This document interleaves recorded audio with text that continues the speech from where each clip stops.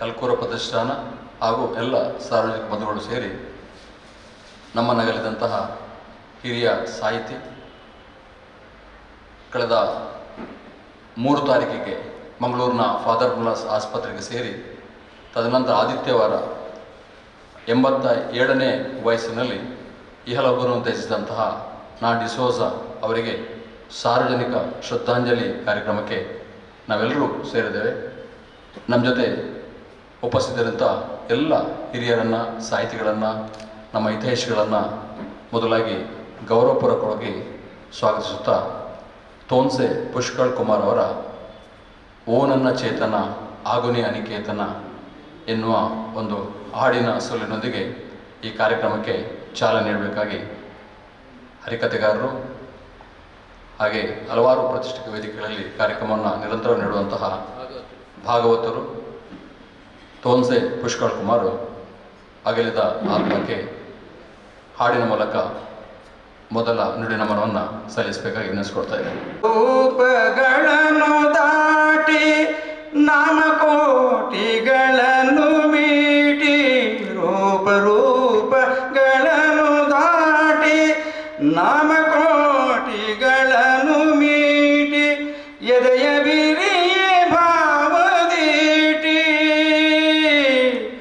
ಓ ನನ್ನ ಚೇತನ ಆಗುನಿ ಅನಿಕೇತನ ಓ ನನ್ನ ಚೇತನ ಆಗುನಿ ಅನಿಕೇತನ ನೂರು ಮತದ ಹೊಟ್ಟ ತೂರಿ ಎಲ್ಲ ತತ್ವದಲ್ಲೇ ಮೀರಿ ನೂರು ಮತದ ಹೊಟ್ಟ ತೂರಿ ಎಲ್ಲ ತತ್ವದಲ್ಲೇ ಮೀರಿ ನಿರ್ದಿಗಂತವಾಗಿ ಏರಿ ನನ್ನ ಚೇತನ ಆಗುನಿ ಅನಿಕೇತನ ಓ ನನ್ನ ಚೇತನ ಆಗುನಿ ಅನಿಕೇತನ.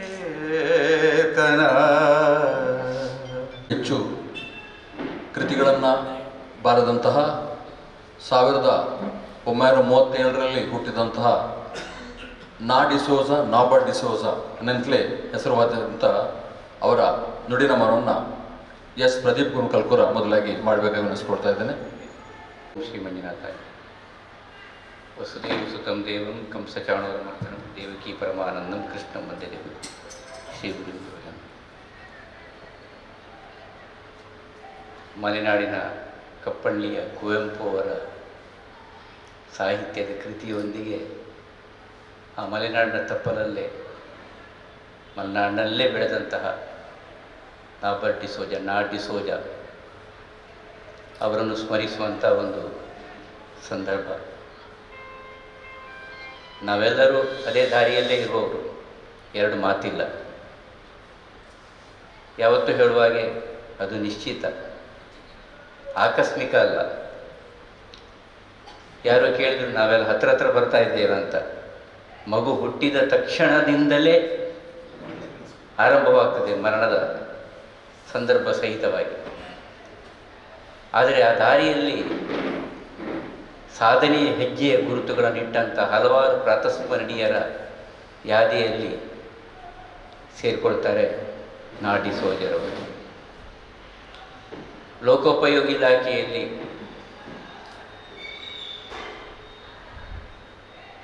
ನೌಕರಿಯಲ್ಲಿದ್ದುಕೊಂಡು ಉತ್ತರ ಕನ್ನಡದಲ್ಲಿ ತನ್ನ ಹುಟ್ಟಿನೊಂದಿಗೆ ಮಲೆನಾಡಿನ ತಪ್ಪಲನ್ನು ಸೇರಿದವರು ನಾ ಡಿಸೋಜರವರು. ನನಗೆ ತಿಳಿದಾಗೆ ನನಗೆ ವೈಯಕ್ತಿಕವಾಗಿ ಅನೇಕ ಜನರ ಒಂದು ಗುರುಸ್ಥಾನದ ಪಟ್ಟಿಯಲ್ಲಿ ಬರ್ತಾರೆ ನಾ ಡಿಸೋಜರು.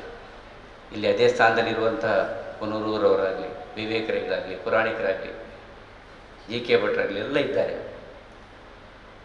ವಿದ್ಯಾರ್ಥಿ ದೆಸೆಯಲ್ಲಿರುವಾಗ ನಮಗೊಂದು ಅರ್ಥದಲ್ಲಿ ನಿರ್ಭೀತಿಯಿಂದ ಸಮಾಜಮುಖಿಯಾಗಿ, ರಾಷ್ಟ್ರಮುಖಿಯಾಗಿ ಬದುಕನ್ನು ಹೇಗೆ ಕಟ್ಟಿಕೊಳ್ಳಬಹುದು, ಆತ ವ್ಯಕ್ತಿ ಯಾವುದೇ ಸ್ತರದಲ್ಲಿದ್ದರೂ ಕಟ್ಟಿಕೊಳ್ಳಬಹುದು ಅಂತ ಹೇಳೋದಕ್ಕೆ ಸಾಕ್ಷಿ ನಾ ಡಿಸೋಜರು. ಅವರೇನು ದೊಡ್ಡ ಹುದ್ದೆಯಲ್ಲಿ ಅಥವಾ ದೊಡ್ಡ ಶ್ರೀಮಂತಿಕೆಯಲ್ಲಿ ಇದರಲ್ಲಿ ಬೆಳೆದವರಲ್ಲ. ಯಾಕಂದ್ರೆ ನಾನು ಬಹಳ ತೀರ ಹತ್ತಿರದಿಂದ ಅವರನ್ನು ಕಂಡವ. ಅವರ ಶ್ರೀಮತಿಯಾಗಲಿ ಅವರಾಗಲಿ ಬಂದಾಗ ನನ್ನ ಮನೆಯಲ್ಲಿ ಅವರು ಊಟಕ್ಕೆ ಬರ್ತಾ ಇದ್ದದ್ದು, ನಿಮ್ಮವರ ಊಟ ಅಂದರೆ ನಮಗೆ ತುಂಬ ಇಷ್ಟ ಅಂತ. ಅದು ಹೃದಯದ ನುಡಿ. ಅದು ಅವರ ಮಗಳು ಮಂಗಳೂರಿನ ವಾಸಿಯಾಗಿದ್ದು. ಅವರು ಹೇಳ್ತಿದ್ದಂಥ ಮಾತು, ಸರ್ ನಾವು ಸುತ್ತಮುತ್ತೆಲ್ಲ ನಿಮ್ಮವರ ಜೊತೆಗೆ ಎಲ್ಲ ನಾವು ಇದ್ದವರು, ವಿಶೇಷವಾಗಿ ಈ ತವಳ ಪ್ರಾಂತ್ಯದಿಂದ ಆ ಮಲೆನಾಡು ಪ್ರಾಂತ್ಯದಲ್ಲಿ ಹೋಗಿ ತುಂಬ ಜನ ಏನು ಅಲ್ಲಿ ಉಳ್ಕೊಂಡಿದ್ರು. ಅಂಥವರ ಸುತ್ತಮುತ್ತ ಇದ್ದು ಧರ್ಮಸ್ಥಳದ ಮೇಳ ಆಟ ಬಂದರೆ, ಸಾಲಿಗ್ರಾಮದ ಮೇಳದ ಆಟ ಬಂದರೆ, ಬೇರೆ ಕೆಲವು ಮೇಳಗಳ ಹೆಸರು ಹೇಳ್ತಿದ್ರು. ಬನ್ನಿ ಶೆಟ್ರೆ, ಅವರಲ್ಲಿ ಇದ್ದಾಗ ರಾತ್ರಿ ಸಂಜೆ ಕೂತ್ಕೊಂಡು ಮನೆಯಲ್ಲಿ ಊಟ ಮಾಡಿ ಯಕ್ಷಗಾನಕ್ಕೆ ಕೂತ್ಕೊಂಡ್ರೆ, ನಾವು ಚೌಕಿ ಪೂಜೆ ಮುಗಿಸಿ ಕುಳಿತುಕೊಂಡ್ರೆ ಚರ್ಮುರಿಯನ್ನು ಇಟ್ಕೊಂಡು ಬೆಳಗಿನ ತನಕ ಯಕ್ಷಗಾನವನ್ನು ಆನಂದಿಸ್ತಿದ್ದಂಥ ಜನ ನಾವು ಅಂತ ಹೇಳ್ತಿದ್ರು. ಒಂದು ಆಟವನ್ನು ಬಿಡ್ತಿರ್ಲಿಲ್ಲ ಸರ್ ಅಂತ. ಈ ಥರದ ಒಂದು ಪ್ರೇಮಿ ನನ್ನ ಚಿಕ್ಕಪ್ಪ ಶಾಂತರಾಜಯ್ಯ ಅವರು ಹೇಳ್ತಿದ್ರು. ಅವರು PWDಯಲ್ಲಿ ಲೋಕವಿಲಕ್ಕಿದ್ದವರು. ನೌಕರಿಯಲ್ಲಿ ಇದ್ದುಕೊಂಡು ರಸ್ತೆಗಳ ಬಗೆಗಿನ ನೆಲೆಯಲ್ಲಿ ವಿಡಂಬನಾತ್ಮಕವಾಗಿ ಒಂದು ಸರ್ಕಾರಿ ಕಚೇರಿಯೊಳಗಿನ ಒಂದು ರೀತಿಯ ವಿಚಾರವನ್ನು ಮಂಡಿಸಿದಂಥ ಧೀಮಂತ ವ್ಯಕ್ತಿ ಅವರು, ಧೀಮಂತ ವ್ಯಕ್ತಿ. ಅದೇ ಪರಿಸರ ಇರ್ಬೋದು, ಇನ್ನಿತರ ವಿಚಾರ ಇರ್ಬೋದು, ನಿಯತಕಾಲಿಕಕ್ಕೆ ಅವರು ಬರ್ತಿರುವಂಥ ಲೇಖನಗಳಿರ್ಬೋದು. ಯಾಕಂದರೆ ಚೆನ್ನಾಗಿ ಅದನ್ನು ವಿವೇಕರಿಗಳೇ ವಿವರಿಸ್ತಾರೆ. ಆದರೆ ಎಲ್ಲವೂ ಭಾರತೀಯ ಸಂವಿಧಾನ ಮತ್ತು ನಮ್ಮ ರಾಷ್ಟ್ರದ ಒಂದು ಪರಮೋಚ್ಛವಾದಂಥ ಗೌರವದ ಚೌಕಟ್ಟಿನ ಒಳಗೆ ಅದು ಇರ್ತಿತ್ತು, ಯಾವತ್ತೂ ಇರ್ತಿತ್ತು. ಹಾಗಾಗಿ ಅವರು ನಾಡಿಸೋಜರು ಎಲ್ಲರಿಗೂ ಬೇಕಾದವರು, ಎಲ್ಲ ರೀತಿಯ ಚಿಂತನೆಗಳಿಗೂ ಬೇಕಾದವರು. ಎಡಪಂಥ, ಬಲಪಂಥ, ಆ ಪಂಥ, ಈ ಪಂಥದ ಪ್ರಶ್ನೆಯೇ ಇಲ್ಲ. ಎಲ್ಲರೂ ಅವರಿಗೋಸ್ಕರ ಗೌರವವನ್ನು ಸೂಚಿಸಿದ್ದಾರೆ. ಮುಖ್ಯಮಂತ್ರಿಗಳು ಸೂಚಿಸಿದ್ದಾರೆ, ಕೇಂದ್ರ ಸರ್ಕಾರದಿಂದಲೂ ಸೂಚಿಸಿದ್ದಾರೆ. ಇಲ್ಲ, ಅನೇಕ ಕ್ಯಾಥೋಲಿಕ್ ಸಂಸ್ಥೆಗಳಿಂದ ಮೊದಲುಗೊಂಡು ರಾಷ್ಟ್ರೀಯ ಸ್ವಯಂ ಸೇವಕ ಸಂಘದ ಪ್ರಮುಖರ ತನಕ ನಾಡಿಸೋಜರವರ ಆತ್ಮಕ್ಕೆ ಶಾಂತಿಯನ್ನು ಸಾರ್ವಜನಿಕವಾಗಿ ಬಿಂಬಿಸಿದ್ದಾರೆ. ಇದು ಅವರ ಒಳಗಿನ ವ್ಯಕ್ತಿತ್ವದ ಒಂದು ಶಕ್ತಿ. ಮಂಗಳೂರಿನಲ್ಲಿ ನಾವು ಪ್ರತಿ ವರ್ಷ ಕಾರಂತ ಪ್ರಶಸ್ತಿ ಅಂತ ಹೇಳ್ಕೊಂಡು ವಿವೇಕರಿಗಳು ಯಾವತ್ತೂ ಹಲವಾರು ಕಾರ್ಯಕ್ರಮ ಭಾಗವಹಿಸಿದ್ದಾರೆ. ಮಾಡುವಾಗ ಪುರಭವನದಲ್ಲಿ ಆದಂಥ ಕಾರ್ಯಕ್ರಮ, ರಮಾನಾಥರಿಗಳು ಉಸ್ತುವಾರಿ ಸಚಿವರಾಗಿದ್ದರು. ಏರಿಯ ಲಕ್ಷ್ಮೀನಾರಾಯಣ ಅವರು ಕಾರಂತ ಸಂಸ್ಮರಣೆಯನ್ನು ಮಾಡಿದವರು. ಆ ಘಟನೆ ಬಹುಶಃ ಅಲ್ಲಿ ನಿರ್ಭೀತಿಯಿಂದ ಆ ಸಂದರ್ಭದ ಬಹುಶಃ ಎತ್ತಿನ ಹೊಳೆ ಇದರದೆಲ್ಲ ಆರಂಭದ ಚಿಂತನೆ ಕಾಣ್ತದೆ. ಅವರು ವಿಷಯ ಮಂಡನೆ ಮಾಡಿದ್ದು ಬಹುಶಃ ನಮ್ಮ ಕೂಡಲದ ಇದರಲ್ಲಿ ದಾಖಲೆಯಲ್ಲಿ ಇವತ್ತಿಗೂ ಇದೆ ಕಾಣ್ತದೆ. ಸುಮಾರು 3/4 ಗಂಟೆ ಅವರು ಮಾತನಾಡಿದ್ದಾರೆ ಶರ್ಮರಿ ಅವರು. ಅದರ ಅರ್ಥ ಸರ್ಕಾರವನ್ನು ಟೀಕೆ ಮಾಡಿದಲ್ಲ. ಈ ನಮ್ಮ ದೇಶ ಉಳಿಬೇಕಾದರೆ ಪರಿಸರ ಉಳಿಬೇಕು, ಸಂಸ್ಕೃತಿ ಉಳಿಬೇಕು, ಭಾಷೆ ಉಳಿಬೇಕು, ಮತ್ತು ರಾಜಕೀಯ ಅಥವಾ ಬದುಕು ಅದು ವ್ಯಸನ ಮುಕ್ತವಾಗಿರಬೇಕು ಅಂತ ಹೇಳುವಂಥ ಬಹಳ ತನ್ನ ಮನದೊಳಗಿನ ಒಂದು ಆಶಯವನ್ನು ಅವರು ವ್ಯಕ್ತಪಡಿಸಿದ ರೀತಿ ಇದೆಲ್ಲ ನಾನು ಬಹುಶಃ ಪರಿಷತ್ತಿನ ಒಂದು 20-25 ವರ್ಷಗಳ ಚಾಕರಿ ಮಾಡಿದ ಸಂದರ್ಭದಲ್ಲಿ ಉಡುಪಿಯಲ್ಲಿ ನಮಗೆ ಸಿಕ್ಕಿದಂಥ ಒಂದರ್ಥದ ಆಶೀರ್ವಾದ ಈ ಮಾತಿನ. ಅದರಿಂದಾಗಿ ನಮ್ಮ ಜ್ಞಾನ ವೃತ್ತಿಯಾಗಿದೆ. ಇಲ್ಲಿ ಜೋಶಿಯವರೆಲ್ಲ ಇದ್ದಾರೆ, ನಾವೆಲ್ಲ ಇದನ್ನು ಅನುಭವಿಸಿದವರು. ಇಷ್ಟೇ ಬಹುಶಃ ಇದರಲ್ಲಿ ಮಂಗಳೂರಿನಲ್ಲೇ ಇದ್ದು ಲೋಕವನ್ನು ತ್ಯಜಿಸಿದರು. ಮಗಳ ಮನೆಯಲ್ಲಿ ಇದ್ದು ಫಾದರ್ ಮುಲ್ಲರ್ ಆಸ್ಪತ್ರೆಯಲ್ಲಿ. ನಮ್ಮ ತಿಳುವಳಿಕೆಗೆ ಬರಲಿಲ್ಲ ಅವರು. ಇಲ್ಲದಿದ್ದರೆ ಪ್ರತಿ ಸಲ ಬಂದಾಗ ಅವರ ಶ್ರೀಮತಿಯವರದ್ದು ಫೋನ್ ಬರ್ತಿತ್ತು. ಹೋದ ನಂತರ ಹಾಗೆ ಆಯಿತು. ಏನೇ ಇರಲಿ, ನಾವು ಒಂದರ್ಥ ನಮ್ಮ ಕರ್ತವ್ಯದ ನೆಲೆಯಲ್ಲಿ ಇಲ್ಲಿ ನಾವು ಸೇರಿದ್ದೇವೆ. ಇಂಥ ಧೀಮಂತ ವ್ಯಕ್ತಿಗಳಿಗೆ, ಇಂಥ ಪ್ರಾತಸ್ಮರಣೆ ಇರುತ್ತಲೇ ಒತ್ತಿ ಹೇಳ್ತೇನೆ ನಾನು. ಇಂಥ ವ್ಯಕ್ತಿಗಳಿಗೆ, ಯಾಕಂದರೆ ಮನುಷ್ಯ ಶ್ರೀಮಂತನಾದರೆ ಮಾತ್ರ ದೊಡ್ಡವನಾಗಬಲ್ಲ, ಅಧಿಕಾರ ಇದ್ದರೆ ಮಾತ್ರ ದೊಡ್ಡವನಾಗಬಲ್ಲ.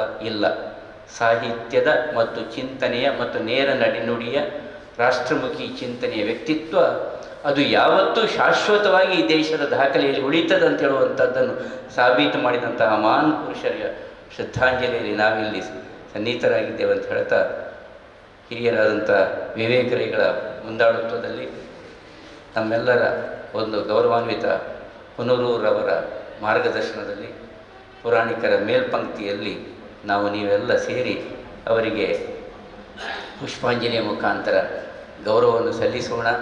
ಬಹುಶಃ ಹಿರಿಯ ಚಿಂತಕರಾದಂಥ ಜೋಶಿಯವರಿರ್ಬೋದು, ಸರ್ಕಾರದ ಆಡಳಿತದಲ್ಲಿದ್ದು ವ್ಯವಸ್ಥಿತವಾಗಿ ಕಾರ್ಯನಿರ್ವಹಿಸಿದಂಥ ಪ್ರಭಾಕರ್ ಶರ್ಮಾ ಇರ್ಬೋದು, ಪತ್ರಕರ್ತರ ಸಂಘದ ಅಧ್ಯಕ್ಷರಾದಂಥ ನಮ್ಮ ರವೀಂದ್ರ ಶೆಟ್ಟರ್ ಇರ್ಬೋದು, ಯಾವತ್ತೂ ಸಾಹಿತ್ಯದ ಚಾಕರಿಯಲ್ಲಿ ತೊಡಗಿಸಿಕೊಂಡಂಥ ಕೃಷ್ಣಮೂರ್ತಿಯವರಿರ್ಬೋದು, ಸುಮಾರು 80-85 ವರ್ಷಗಳ ಹಿರಿದಾದಂಥ ಸಂಸ್ಥೆ ಯುಗಪುರುಷದ ಭುವನಾಭಿರಾಮ ಉಡುಪರಿರ್ಬೋದು, ಪ್ರೊಫೆಸರ್ ಜಿ ಕೆ ಬಡಸೆ ರಾಜೆಯವರಿರ್ಬೋದು, ಸಂಸ್ಕೃತಿಯ ಲೋಕದಲ್ಲಿ ಇನ್ನೊಂದು ಸಂಸ್ಕೃತಿಯ ಹೆಜ್ಜೆಯ ದಾಖಲೆಯನ್ನು ಮಾಡಿದಂತಹ ತಮ್ಮ ಲಕ್ಷ್ಮಣ ಇರ್ಬೋದು.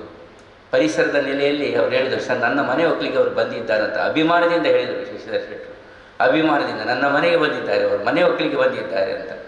ಶಶಿಧರ್ ಶೆಟ್ಟರು ಇರ್ಬೋದು, ಪೂರ್ಣಿಮಾರಾವ್ ಪೇಜಾವರ್ ಇರ್ಬೋದು, ನಮ್ಮ ಸುಮಕ್ಕ ಇರ್ಬೋದು, ಪುಷ್ಕರ್ ಕುಮಾರ್ ಅಂತೂ ಬಹಳ ಚೆನ್ನಾಗಿ ಭಾವನಾತ್ಮಕವಾಗಿ ಅದನ್ನು ಮುಂದೆ ಮಂಡಿಸಿದ್ದಾರೆ. ನಮ್ಮ ಪ್ರಾಂಶುಪಾಲರಂಥ ಪ್ರಕಾಶ್ ನಾಯಕ್ ಇರ್ಬೋದು, ಹೀಗೆ ತಾರನಾಥ್ ಹೋಲ್ಡರ್ ಇರ್ಬೋದು. ಶಿವರಾಮ್ ಕಾರಂತರ ಜೊತೆಗಿನ ಸ್ನೇಹದಂತೆ ಡಿಸೋಜರ ಜೊತೆಗೆ ಅವರ ಸ್ನೇಹವನ್ನು ನಾನು ಕಂಡಿದ್ದೇನೆ. ನಮ್ಮ SKDP ಅಧ್ಯಕ್ಷರಾದಂಥ ಎಲ್ಲಿ ಕಾಣ್ತಾ ಇದ್ದವರು ಸುಬ್ರಹ್ಮಣ್ಯ ರಾಯಪ್ಪ, ಅಲ್ಲಿಗೆ ಸುಬ್ರಹ್ಮಣ್ಯ ರಾಯರಿರ್ಬೋದು, ಪ್ರಭಾಕರ್ ರಾವ್ ಪೇಜಾವರ್ ಇರಬಹುದು, ನಮ್ಮ ಸಂಸ್ಕೃತ ಸಂಘದ ಅಧ್ಯಕ್ಷರು ಶ್ರೀಯುತ ರಮೇಶ್ ಆಚಾರ್ಯ ಇರಬಹುದು. ಹೀಗೆ ಎಲ್ಲರ ಉಪಸ್ಥಿತಿಯನ್ನು ನಾನಿಲ್ಲಿ ಮಾನ್ಯ ಮಾಡ್ತಾ, ವಿಪ್ರ ಸಮಾಗಮದ ಅಧ್ಯಕ್ಷರು ಇಲ್ಲಿದ್ದಾರೆ, ಇಲ್ಲಿ ಉಪಸ್ಥಿತಿಯನ್ನು ಮಾನ್ಯ ಮಾಡ್ತಾ ನಾವು ಪುಷ್ಪಾಂಜಲಿಯೊಂದಿಗೆ ವಿವೇಕರಿಗಳು ಪ್ರಥಮವಾಗಿ ನುಡಿನಮನ ಸಲ್ಲಿಸಬೇಕು ಅಂತ ಎಲ್ಲರ ಪರವಾಗಿ ವಿನ್ನವಿಸಿಕೊಳ್ತೇನೆ.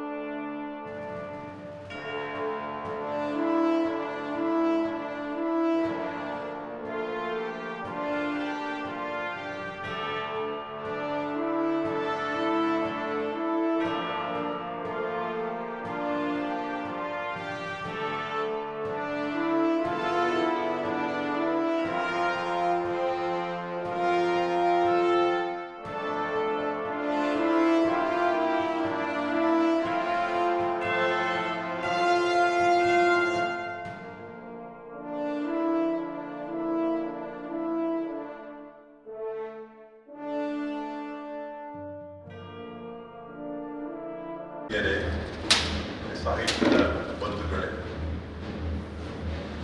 ಕರ್ಪೂರ ಪ್ರತಿಷ್ಠಾನ ಪ್ರದೀಪ್ ಕುಮಾರ್ ಕರ್ಪೂರ ಇಲ್ಲಿ ಶಾರದಾ ವಿದ್ಯಾಲಯದಲ್ಲಿ ಇವತ್ತು ನಮ್ಮೆಲ್ಲರ ಹಿರಿಯ ಸಾಹಿತಿ ಡಾಕ್ಟರ್ ನಾರ್ಬರ್ಟ್ ಡಿಸೋಜ ಅವರ ಈ ನುಡಿನಮನವನ್ನು ಕಾರ್ಯಕ್ರಮ ಏರ್ಪಡಿಸಿದ್ದಾರೆ.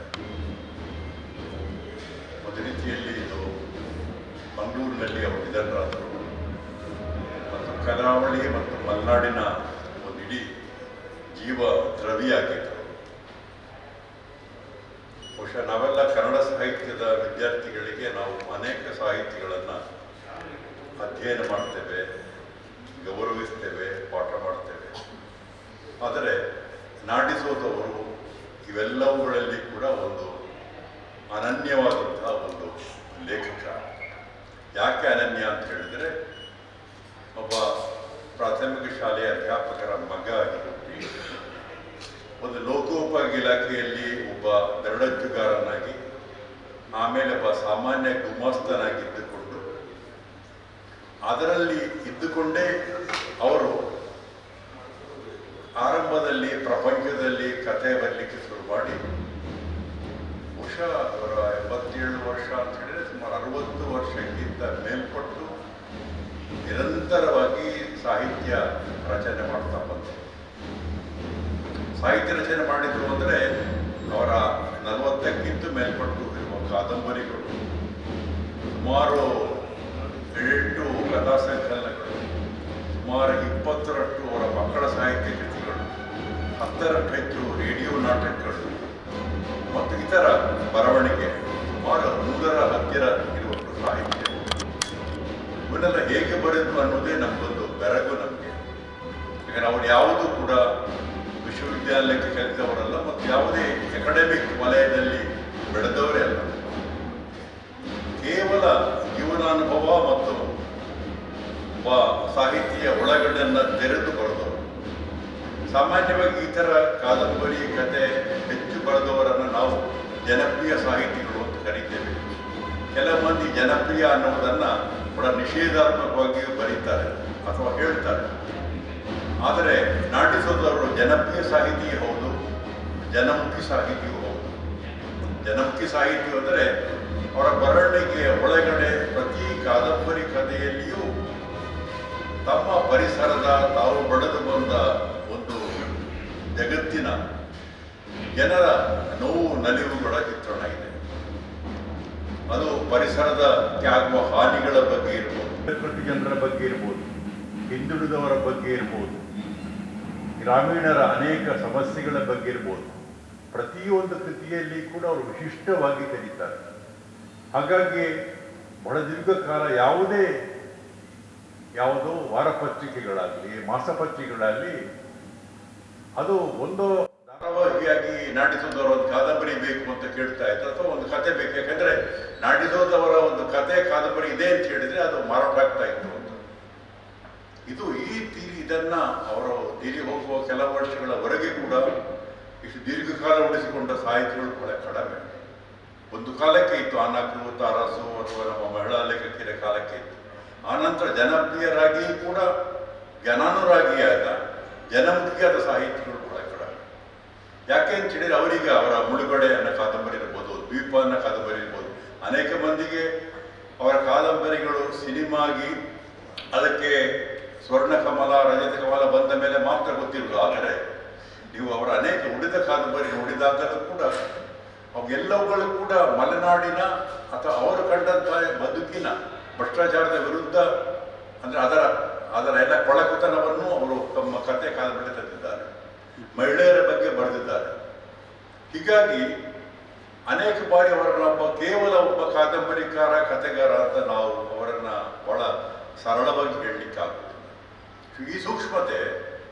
ಈ ಸೂಕ್ಷ್ಮತೆ ಒಬ್ಬ ಹಳ್ಳಿಯಿಂದ ಬಂದಂತಹ ಒಬ್ಬ ಲೇಖಕನಿಗೆ ಇಷ್ಟು ದೀರ್ಘಕಾಲ ಜೊತೆಗೆ ಬಹಳ ಮಹತ್ವದ್ದು ಇನ್ನೊಂದು ನನಗೆ ಅನ್ನಿಸುವಂಥದ್ದು ಏನಂದ್ರೆ, ನಮ್ಮೆಲ್ಲ ಈಗ ನಮ್ಮ ಅಕಾಡೆಮಿಕ್ ಸಾಹಿತಿಗಳಿರ್ಬೋದು ಅಥವಾ ನಮ್ಮ ಜನ ಸಾಹಿತ್ಯ ಇರ್ಬೋದು, ಮಕ್ಕಳ ಸಾಹಿತ್ಯದಲ್ಲಿ ಕೆಲಸ ಮಾಡಿದವರ ಪ್ರಮಾಣ ಬಹಳ ಕಡಿಮೆ. ಒಂದು ಕಾಲಕ್ಕೆ ಇತ್ತು, ರಾಜರತ್ನ ಬರೋ ಕಾಲಕ್ಕೆ ಅಥವಾ ನಂತರದ ಕಾಲಕ್ಕೆ. ಆದರೆ ನಂತರದ ಒಂದು ಪೀಳಿಗೆಯಲ್ಲಿ ಮಕ್ಕಳ ಸಾಹಿತ್ಯವನ್ನು ಬಹಳ ದೊಡ್ಡ ಪ್ರಮಾಣದಲ್ಲಿ ಕರ್ನಾಟಕಕ್ಕೆ ಅದನ್ನು ಪ್ರಸಾರ ಮಾಡಿದವರು ನಾಡಿಸೋದು. ನನಗೆ ನಾನು ಲೆಕ್ಕ ಹಾಕ್ತಾ ಇದ್ದರೆ ಅವರೊಂದು 20ಕ್ಕಿಂತ ಮೇಲ್ಪಟ್ಟು ಮಕ್ಕಳ ಸಾಹಿತ್ಯ. ನಾವು ಎಷ್ಟೋ ಬಾರಿ ಅವರನ್ನ ಕಾದಂಬರಿಕಾರ ಅಂತ ಅಲ್ಲಿಗೆ ನಿಲ್ಲಿಸಿಬಿಡ್ತಾರೆ, ಕಥೆಗಾರ ಅಂತ ನಿಲ್ಲಿಸಿಬಿಡ್ತಾರೆ. ಮಕ್ಕಳ ಸಾಹಿತ್ಯ ಇವತ್ತು ನಮ್ಮಲ್ಲಿ ಮಕ್ಕಳ ಸಾಹಿತ್ಯ ಬರೆಯುವ ಸಾಹಿತಿಗಳ ಸಂಖ್ಯೆ ಬಹಳ ಕಡಿಮೆ. ಇಲ್ಲಿ ಹಿರಿಯರಾದ ಅವರಿಗೆ ಗೊತ್ತಿದೆ. ಯಾಕಂದ್ರೆ ಇದು ಏನಾಗ್ತದೆ ಅಂದರೆ, ಮಕ್ಕಳ ಸಾಹಿತ್ಯ ನಾವು ಈಗ ಕನ್ನಡದ ಬಗ್ಗೆ ಎಲ್ಲ ಮಾತಾಡ್ತೇವೆ. ಕನ್ನಡ ಶಾಲೆಗಳು, ಅದನ್ನು ನಾನು ಪುನರಾವರ್ತನೆ ಮಾಡೋದಿಲ್ಲ, ಪುಂಡೂರು ಮತ್ತು ನಾನು ಹೇಳಿ ನನಗೆ ಸುಸ್ತಾಗಿದೆ. ಕನ್ನಡ ಶಾಲೆಗಳಲ್ಲಿ ಎಲ್ಲವನ್ನು ಮುಚ್ಚುತ್ತಾ ಹೋದರೆ, ನೀವು ಮಕ್ಕಳ ಸಾಹಿತ್ಯವನ್ನು ಕೊಡದೆ ಹೋದರೆ ಕನ್ನಡ ಬೆಳೆಯುವುದು ಹೇಗೆ? ನಾನು ಸುಮ್ಮನೆ ನನ್ನ ಬಗ್ಗೆ ಹೇಳಬಾರ್ದು. ನಾನು 52ರಲ್ಲಿ ನಾನು ಪ್ರಾಥಮಿಕ ಶಾಲೆಗೆ ಸೇರಿ 60ರಲ್ಲಿ 8ನೇ ಕ್ಲಾಸ್ ಆಗುವಾಗ ಪಂಜೆಯವರ ಎಲ್ಲ ಕಥೆಗಳು ಓದಿದ್ದೆ. ನಮಗೆ ಶಾಲೆಯಲ್ಲಿ ಸಿಗ್ತಾ ಇತ್ತು. ಬಾಲ ಸಾಹಿತ್ಯ ಮಂಡಲದ ಎಲ್ಲ ಪುಸ್ತಕಗಳನ್ನು ಅಲ್ಲಿ ಬಾಲಕ ವಾಚನದಲ್ಲಿ ಓದ್ತಾ ಇದ್ದೇವೆ. ಇವತ್ತಿನ ಮಕ್ಕಳಿಗೆ ಒಂದು ಇಂಗ್ಲಿಷ್ ಮಾಧ್ಯಮದಲ್ಲಿ ಕನ್ನಡ ಓದಲಿಕ್ಕೆ ಬರುವುದಿಲ್ಲ, ಮತ್ತು ಮಕ್ಕಳ ಸಾಹಿತ್ಯ ಕೂಡ ಇಲ್ಲ. ಪಂಜೆಯವರ ಕೃತಿಗಳು ನಮ್ಮ ಮೇಲೆ ಬೀರಿದ ಪ್ರಭಾವ ಏನಂತ ಹೇಳಿ ನಮ್ಗೆ ಇವತ್ತು ಕೂಡ ಗುಡುಗುಡು ಗುಮ್ಮಟಡೆಯವರು ಯಾವ್ದು ಏನು ಸತ್ತು ಕಾಗೆ ಬಡವಾಯಿತು, 3 ಕರಡಿಗಳು, ಇದೆಲ್ಲ ನಮ್ಗೆ ಇವತ್ತು ಬಾಯಿಪಾಠ ಇದೆ ಕಥೆಗಳು. ಆದರೆ ಮಕ್ಕಳ ಸಾಹಿತ್ಯದ ದೃಷ್ಟಿಯಿಂದ ನಾಡಿಸೋದವರ ಕೊಡುಗೆ ಬಹಳ ದೊಡ್ಡದು. ಅದನ್ನು ನಾವೀಗ ನಾಡಿಸೋದರ ಬಗ್ಗೆ ನಾವು ಕನ್ನಡ ಹೇಳುವಾಗಲೂ ಕೂಡ ಅದನ್ನು ಮತ್ತೆ ಪ್ರಸಾರ ಮಾಡಬೇಕು. ನಮ್ಮ ಶಾಲೆಗಳಲ್ಲಿ ಕನ್ನಡ ಮಾಧ್ಯಮದ ಶಾಲೆಗಳಲ್ಲಿ ಆ ಎಲ್ಲ ಕಥಾ ಪುಸ್ತಕಗಳನ್ನು ಕೊಟ್ಟು ಪ್ರಸಾರ ಮಾಡಬೇಕು, ಪುನರ್ಮುದ್ರಣ ಮಾಡಬೇಕು. ನಾವು ಅವರಿಗೆ ಸಲ್ಲಿಸುವ ಇನ್ನೊಂದು ನೋಡಿಲ್ಲ, ರೇಡಿಯೋ ನಾಟ್ಯಗಳನ್ನು ಬರ್ತಿರುವಂಥ. ಅಂದರೆ ಸಾಹಿತ್ಯಕ್ಕೆ ಸರ್ವಾಂತರ್ಯಾಮಿಯಾಗಬೇಕು ಅಂದರೆ ಕೇವಲ ದಂತಗೋಪುರದಲ್ಲಿ ಕೂತ್ಕೊಂಡು ಬರೆಯುವುದಲ್ಲ, ಜನಗಳ ಸಮ್ಮುಖತೆ ಅನ್ನೋದು ಎಲ್ಲ ಪ್ರಕಾರಗಳಲ್ಲೂ ಕೆಲಸ ಮಾಡುವಂಥದ್ದು. ಕಾದಂಬರಿ ಇರ್ಬೋದು, ಕಥೆ ಇರ್ಬೋದು, ಪತ್ರಿಕೆಗಳಿಗೆ ಬರೆಯುವಂಥ ಸಾಹಿತ್ಯದ ಬರವಣಿಗೆ ಇರ್ಬೋದು, ಮಕ್ಕಳ ಸಾಹಿತ್ಯ ಇರ್ಬೋದು, ರೇಡಿಯೋ ನಾಟಕ ಇರ್ಬೋದು, ಹೀಗೆ ಒಂಥರ ಸರ್ವವ್ಯಾಪಿಯಾಗಿ ಅವರು ಜನಸಮ್ಮುಖವಾಗಿ ಬರೀತಾ ಹೋದರು. ಇದರಿಂದ ಏನಾಗಿದೆ ಅಂದರೆ ಕನ್ನಡ ಸಾಹಿತ್ಯ ಶ್ರೀಮಂತ ಆಯಿತು. ವೈಯಕ್ತಿಕವಾಗಿ ಈಗ ತಾನೇ ಮಾನ್ಯ ಕಲ್ಕೂರು ಹೇಳಿದರು, ನಮಗೆಲ್ಲ ಕಂಡಾಗ ನಮಗಿಂತೆಲ್ಲ ಸ್ವಲ್ಪ ಒಂದು 7-8 ವರ್ಷ ದೊಡ್ಡವರು, ಆದರೆ ಎಷ್ಟು ಒಂದು ವಿನಯ ಮತ್ತು ಸಜ್ಜನಿಕೆ ಅಂತ ಹೇಳಿದರೆ ಸರ್, ಅವಳ ಸುಮಾರು 50 ವರ್ಷಗಳ ಕಾಲ ಅವರನ್ನು ಎಲ್ಲಿ ಕಂಡರೂ ಒಂದು ಇದೇ ನಗು, ಅದು ಬಹಳ ಪ್ರಾಂಜಲವಾದ ಸ್ನಿಗ್ಧವಾದ ನಗು, ಮಾತು ಬಹಳ ಧ್ವನಿ ಮೆತ್ತಗೆ ಇರುತ್ತೆ, ಗಟ್ಟಿ ಮಾತಾಡಿದ್ದೇ ನಾನು ನೋಡಿಲ್ಲ. ಆಮೇಲೆ ಹೀಗೆ ಅಂದರೆ ನೀವು ಯಾವುದೇ ಒಂದು ಸಾಹಿತ್ಯ ಕಾರ್ಯಕ್ರಮ ಬೆಂಗಳೂರಿನಲ್ಲಿ ಇಲ್ಲಿ ಸಿಕ್ಕಿದಾಗ, ನಾನು ಕೆಲವು ಕಾಲಕ್ಕೆ ಈ ಸಾಹಿತ್ಯ ಸಮ್ಮೇಳನಕ್ಕೆ ಹೋಗುವಾಗ ಪ್ರತಿ ಬಾರಿಯೂ ಒಂದಲ್ಲ ಒಂದು ರೀತಿಯಲ್ಲಿ ನಾವು ಸಮ್ಮೇಳನಗಳಲ್ಲಿ ಭೇಟಿಯಾಗ್ತಾ ಇದ್ದೇವೆ. ಪ್ರತಿಯೊಂದು ಕಡೆಯಲ್ಲಿ ಸಿಕ್ಕಿದ ಕೂಡಲೇ ನಗು ಹೇಗಿದ್ದೀರಿ ಅಂತ ಮಾತಾಡೋದು. ಇಲ್ಲಿ ನಾನು ತುಳು ಸಾಹಿತ್ಯಗಳ ಅಧ್ಯಕ್ಷ ಆಗಿದ್ದಾಗ 95-96 ಹೊತ್ತಿಗೆ ನಮ್ಮ ಲಾಲ್ಬಾಗಿನ ಕೆಳಗಡೆ ನಮ್ಮ ಕಚೇರಿ ಇದ್ದಾಗ ಪಕ್ಕದಲ್ಲಿ ಉಗ್ರ ಸಾಹಿತ್ಯ ಅಕಾಡೆಮಿ, ಅವರು ಉಗ್ರ ಸಾಹಿತ್ಯ ಅಕಾಡೆಮಿ ಮೆಂಬರ್ ಆಗಿ ಸದಸ್ಯರಾಗಿದ್ದರು. ಹಾಗೆ ಸಾಮಾನ್ಯ ಮೀಟಿಂಗ್ ಬಂದಾಗ ನಾನು ಅವರ ಭೇಟಿ ಆಗ್ತಾ ಇದ್ದೆ. 2-3 ವರ್ಷ ನೆನಪಿದೆ. ಸಂದೇಶ ಪ್ರತಿಷ್ಠಾನದಲ್ಲಿ ಫಾದರ್ ಡೆನ್ನಿಸ್ ಡೇಸ್ ಅವರು ನಿರ್ದೇಶಕರಾಗಿದ್ದಾಗ ನಾನು ಕೆಲವು 4-5 ವರ್ಷ ನಾನು ಅದರ ಆಯ್ಕೆ ಸಮಿತಿ ಅಧ್ಯಕ್ಷನಾಗಿದ್ದಾಗ ನಾಡಿದವರು ಅವರು ಸದಸ್ಯರಾಗಿದ್ದರು. ನಾವೆಲ್ಲ ಬಹಳ ಪ್ರಜಾಪ್ರಭುತ್ವ ರೀತಿಯಲ್ಲಿಯೇ ನಾವು ಚರ್ಚೆ ಮಾಡ್ತಾ ಇದ್ದೇವೆ. ನಾನು ಕೊನೆ ನಾಡಿದೋದರ ಇದನ್ನು ಮಾಡ್ಬೋದು ಅವರು ತುಂಬ ಸೂಕ್ಷ್ಮವಾಗಿ ಅವರದನ್ನು ಪರಿಶೀಲಿಸಿಕೊಂಡಿಲ್ಲ, ಹೀಗೆ ಮಾಡಿದ್ರೆ ಸರಿ ಅಂತ ಸಲಹೆ ಕೊಡ್ತಾ ಇದ್ದಾರೆ. ಅಂದರೆ ಇದು ನಾನು ಹೇಳ್ತಾ ಇರೋದು, ನಾವು ಪ್ರಜಾಪ್ರಭುತ್ವ ರಾಷ್ಟ್ರದಲ್ಲಿ ಸಾಹಿತಿಗಳಾದವರು ಪರಸ್ಪರ ಮಾತಾಡಿಕೊಂಡು ಒಂದು ಒಮ್ಮತಕ್ಕೆ ಬರುವಂಥ ಒಂದು ಇಡೀ ಆಲೋಚನಾ ಕ್ರಮಗಳನ್ನ ಇವತ್ತೊಂದು ಬಹಳ ಕಡಿಮೆ ಆಗಿದೆ. ಅದನ್ನು ನಾಡಿಸೋದರಿಂದ ನಾನು ಕಲಿತಿದ್ದೆ. ಅದಕ್ಕಿಂತಲೂ ಕೂಡ ಅವರ ಸಾಹಿತಿ ಮಾತ್ರವಲ್ಲ, ಮತ್ತೆ ಪರಿಸರ ಸಂಬಂಧಪಟ್ಟಾಗ ಅವರು ಹೋರಾಟಗಳಲ್ಲಿ ಭಾಗವಹಿಸುತ್ತಿದೆ. ಅಲ್ಲಿ ಯಾವುದು ಡ್ಯಾಮ್ ಕಟ್ಟುವಾಗ ಅವರು ಮಾಡಿದ ಹೋರಾಟಗಳು, ಪರಿಸರ ನಾಶವಾದಾಗ ಮಾಡಿದ ಹೋರಾಟಗಳು, ಅಂದರೆ ಸಕ್ರಿಯವಾಗಿ ಅಲ್ಲಿ ಹೋರಾಟದಲ್ಲಿ ಭಾಗವಹಿಸುವ ಮೂಲಕ ಈ ಇಡೀ ಮಲೆನಾಡಿನ ಶರಾವತಿಯ ಸಂದರ್ಭದ ಈ ಮಲೆನಾಡಿನ ಅನೇಕ ಚಟುವಟಿಕೆಗಳಲ್ಲಿ ನೇರವಾಗಿ ಅವರು ಭಾಗವಹಿಸಿಕೊಂಡರು. ಆದ್ದರಿಂದಲೇ ಮಲೆನಾಡಿನವರಿಗೆ ಎಲ್ಲರಿಗೂ ಕೂಡ ನಾಡಿಸೋದ ಅನ್ನೋದು ಬೇರೆ ಸಾಹಿತ್ಯ ಎಲ್ಲಪ್ಪ ಪರಿಸರದ ಸಕ್ರಿಯ ಹೋರಾಟಗಾರ ಅನ್ನುವಂಥ ಒಂದು ಗೌರವ ಇದೆ. ಇದು ಬದುಕಿನಲ್ಲಿ ಉದ್ದಕ್ಕೂ ಶುದ್ಧತೆಯನ್ನು, ಸ್ವಚ್ಛತೆಯನ್ನು ಕಾಪಾಡಿಕೊಳ್ಳುತ್ತಾರೆ. ನಮ್ಗೆ ಸಂತೋಷ ಏನಂದರೆ, ಒಂದು ನಾಡು ಅವರಿಗೆ ತುಂಬ ಗ್ರಾಮೀಣದ ಪರಿಸರದಿಂದ ಬಂದಂತಹ ನಾಡಿಸೋದರಿಗೆ ತಕ್ಕುದಾದ ಮನ್ನಣೆಯಿಂದ ಕೊಟ್ಟಿದೆ ಅನ್ನುವಂಥ ನಾವು ಇವತ್ತು ನೆನಪಿಸ್ಕೊಳ್ಬೇಕಾಗುತ್ತೆ. ಸಾಮಾನ್ಯವಾಗಿ ಇಲ್ಲಿ ರಾಜ್ಯಾಧ್ಯಕ್ಷರು ಮತ್ತು ಜಿಲ್ಲಾಧ್ಯಕ್ಷರಿದ್ದಾರೆ ಮಾಜಿಗಳು. ಸಾಮಾನ್ಯ ಸಾಹಿತಿಗಳಲ್ಲಿ ಬಹಳ ದೊಡ್ಡ ಗೌರವ ಏನು ಅಂತ ಹೇಳಿದರೆ ಅದು ಅಖಿಲ ಭಾರತ ಸಾಹಿತ್ಯ ಸಮ್ಮೇಳನದ ಅಧ್ಯಕ್ಷ ಆಗುವಂಥದ್ದು. ಅದನ್ನು ಮಡಿಕೇರಿಯಲ್ಲಿ ಅಧ್ಯಕ್ಷರಾದ ಬಹುಶಃ ಸಾಮಾನ್ಯವಾಗಿ ಇರೋರು ಅಲ್ಲಿಗೆ ಆದರೆ ಆಯ್ತು, ಇನ್ನೂ ಏನು ಆಗಬೇಕಾಗಿಲ್ಲ ಅಂದರೆ ದೊಡ್ಡ ಗೌರವ. ಮಡಿಕೇರಿಯಲ್ಲಿ ಸಾಹಿತ್ಯ ಸಮ್ಮೇಳನದ ಅಧ್ಯಕ್ಷರಾದದ್ದು ನಮಗೆಲ್ಲ ಕೂಡ ಗೌರವದ ವಿಷಯ. ಜೊತೆಗೆ ಅವರ ಈ ಬಾಲ ಸಾಹಿತ್ಯವನ್ನು, ಅದಕ್ಕೆ ಕೃತಿಗಳಿಗೆ ಕೇಂದ್ರ ಸಾಹಿತ್ಯ ಅಕಾಡೆಮಿಯ ಪುರಸ್ಕಾರ ಸಿಕ್ಕಿದೆ.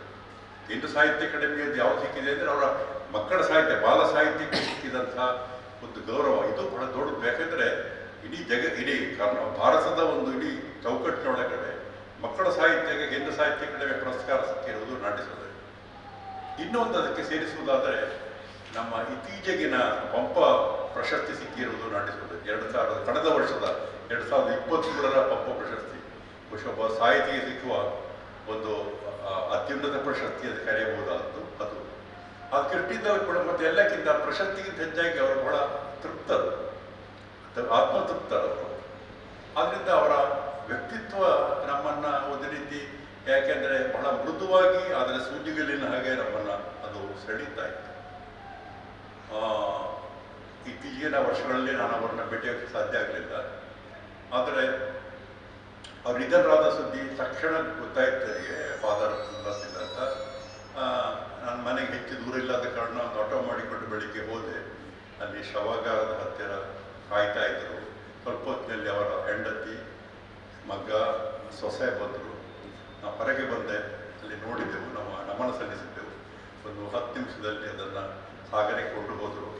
ಆದರೆ ನಾವು ಕರಾವಳಿಯವರು, ನಾವು ಜಾತಿ ಮತ ಭೇದ ಇಲ್ಲದೆ ಎಲ್ಲ ಸಾಹಿತಿಗಳು ಗೌರವ ಕೊಡುವವರು.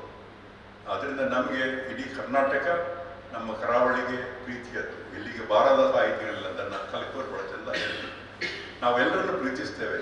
ಅಂತಹ ನಾಡಿಸೋಸ ಅವರ ಈ ಒಂದು ಬದುಕು, ಅವರ ಬರವಣಿಗೆ ನಮ್ಮ ಮುಂದಿನ ಕನ್ನಡ ಓದುವ ಮಕ್ಕಳಿಗೆ ಮತ್ತು ನಮ್ಮ ಕನ್ನಡಿಗರಿಗೆ ಪ್ರೇರಣೆ ಆಗ್ತದೆ. ಮತ್ತು ಕರಾವಳಿಯವರು ನಾವು ಎಲ್ಲ ಕಾಲಕ್ಕೂ ನಾಡಿಸೋದರನ್ನು ನಮ್ಮೊಬ್ಬರ ಆದರ್ಶದ ಸಾಹಿತ್ಯ ಅಂತ ಭಾವಿಸ್ತೇವೆ. ಅವರ ಆತ್ಮಕ್ಕೆ ನಾನು ಭಾಳ ಭಕ್ತಿಪೂರ್ವಕವಾದ ಶ್ರದ್ಧಾಂಜಲಿ ಅರ್ಪಿಸ್ತೇನೆ. ನಮಸ್ಕಾರ. ಒಂದು ಕ್ಷಮಿಸಿ, ನಾನೊಂದು ಸ್ವಲ್ಪ ಬೇಗ ಹೋಗಬೇಕಾಗಿದೆ ನನಗೆ, ಆದ್ದರಿಂದ ದಯವಿಟ್ಟು ಕ್ಷಮಿಸಬೇಕು. ತುಳುವಿನ ಸಾಹಿತ್ಯವು ಕನ್ನಡದ ಸಾಹಿತ್ಯ ನಾವು ಒಟ್ಟಿಗಿಟ್ಟು ನೋಡಬೇಕು, ಮತ್ತೆ ತಾರತಮ್ಯ ನೋಡಬೇಕು. ನಮ್ಮ ಕಲಾವಿದರನ್ನು ನಾವು ಕರಾವಳಿಯ ಕಲಾವಿದರು ಅಂತ ಹೇಳೋದು ಬಿಡಬೇಕು. ಭಾರತದ ಶ್ರೇಷ್ಠ ಕಲಾವಿದರು. ಹಾಗೆ ತುಂಬ ಕಾರಣಗಳಿಂದ ನಾಡಿಸೋದ ಇಂಪಾರ್ಟೆಂಟ್. ಮರೆತು ಹೋಗುವ ಮೊದಲು ಒಂದು ಹೇಳ್ತೇನೆ, ನಮ್ಮ ಕರಾವಳಿಯ ಬಹುಮುಖಿ ಜೀವನದ ಸ್ವರೂಪದಂತಿದ್ದ ನಾಡಿಸೋದನ್ನು ನೆನಪಿಸಲಿಕ್ಕೆ ಹಲವರ ಸಂಸ್ಮರಣೆಗಳನ್ನು ಅಭಿನಂದನೆಗಳನ್ನು ಮಾಡುವ ಕಲ್ಕೂರು ಮಾಡ್ತಾ ಇರುವುದು ಕರಾವಳಿಯ ಜೀವಂತಿಕೆಯ ಒಂದು ದೊಡ್ಡ ಸಾಕ್ಷಿ. ನಮ್ಮ ಪ್ರಪಂಚ ನಾವು ಇದ್ದೇವೆ ಅಂದರೆ ನಾವು ಸುಮ್ಮನೆ ಇರುವುದರಲ್ಲಿ ಒಂದು ನೇತರುಗಳೆಲ್ಲ ಉಂಟಾಗ್ತದೆ, ಎಲ್ಲ ಮಾಡೋದವರೇ. ನಾವೇ ನಮ್ಮೊಳಗೆ ಅದನ್ನು ಹೇಳ್ತೇವೆ, ಅವರು ಮಾಡ್ತಾರೆ, ನಾವು ಹೋದ್ರೆ ಆಯ್ತು ಅಂತ. ಒಳ್ಳೆ ಕೆಲಸ ಬಹುಕಾಲ ನಡೀಲಿ. ನಾಡಿಸೋದ ಅವರ ತುಂಬ ಪುಸ್ತಕಗಳನ್ನು ನಾನು ಓದಿದವಲ್ಲ, ಆದರೆ ಪರ್ಸನಲಿ ನನಗೆ ಸಂಪರ್ಕ ಇತ್ತು. ಸಾಗರಕ್ಕೆ ಹೋದಾಗ ಮಾತಾಡ್ತಿದ್ದೆ ಬೇರೆ ಕಡೆ. ಅವರ ನಗುಮುಖ ಮತ್ತು ಆತ್ಮೀಯತೆ ಯಾರಿಗೂ ಮಾಡಲಿಕ್ಕೆ ಸಾಧ್ಯ ಇಲ್ಲ. ಸ್ವಲ್ಪವೂ ಅಭಿನಯ ಇಲ್ಲ ಇದರಲ್ಲಿ.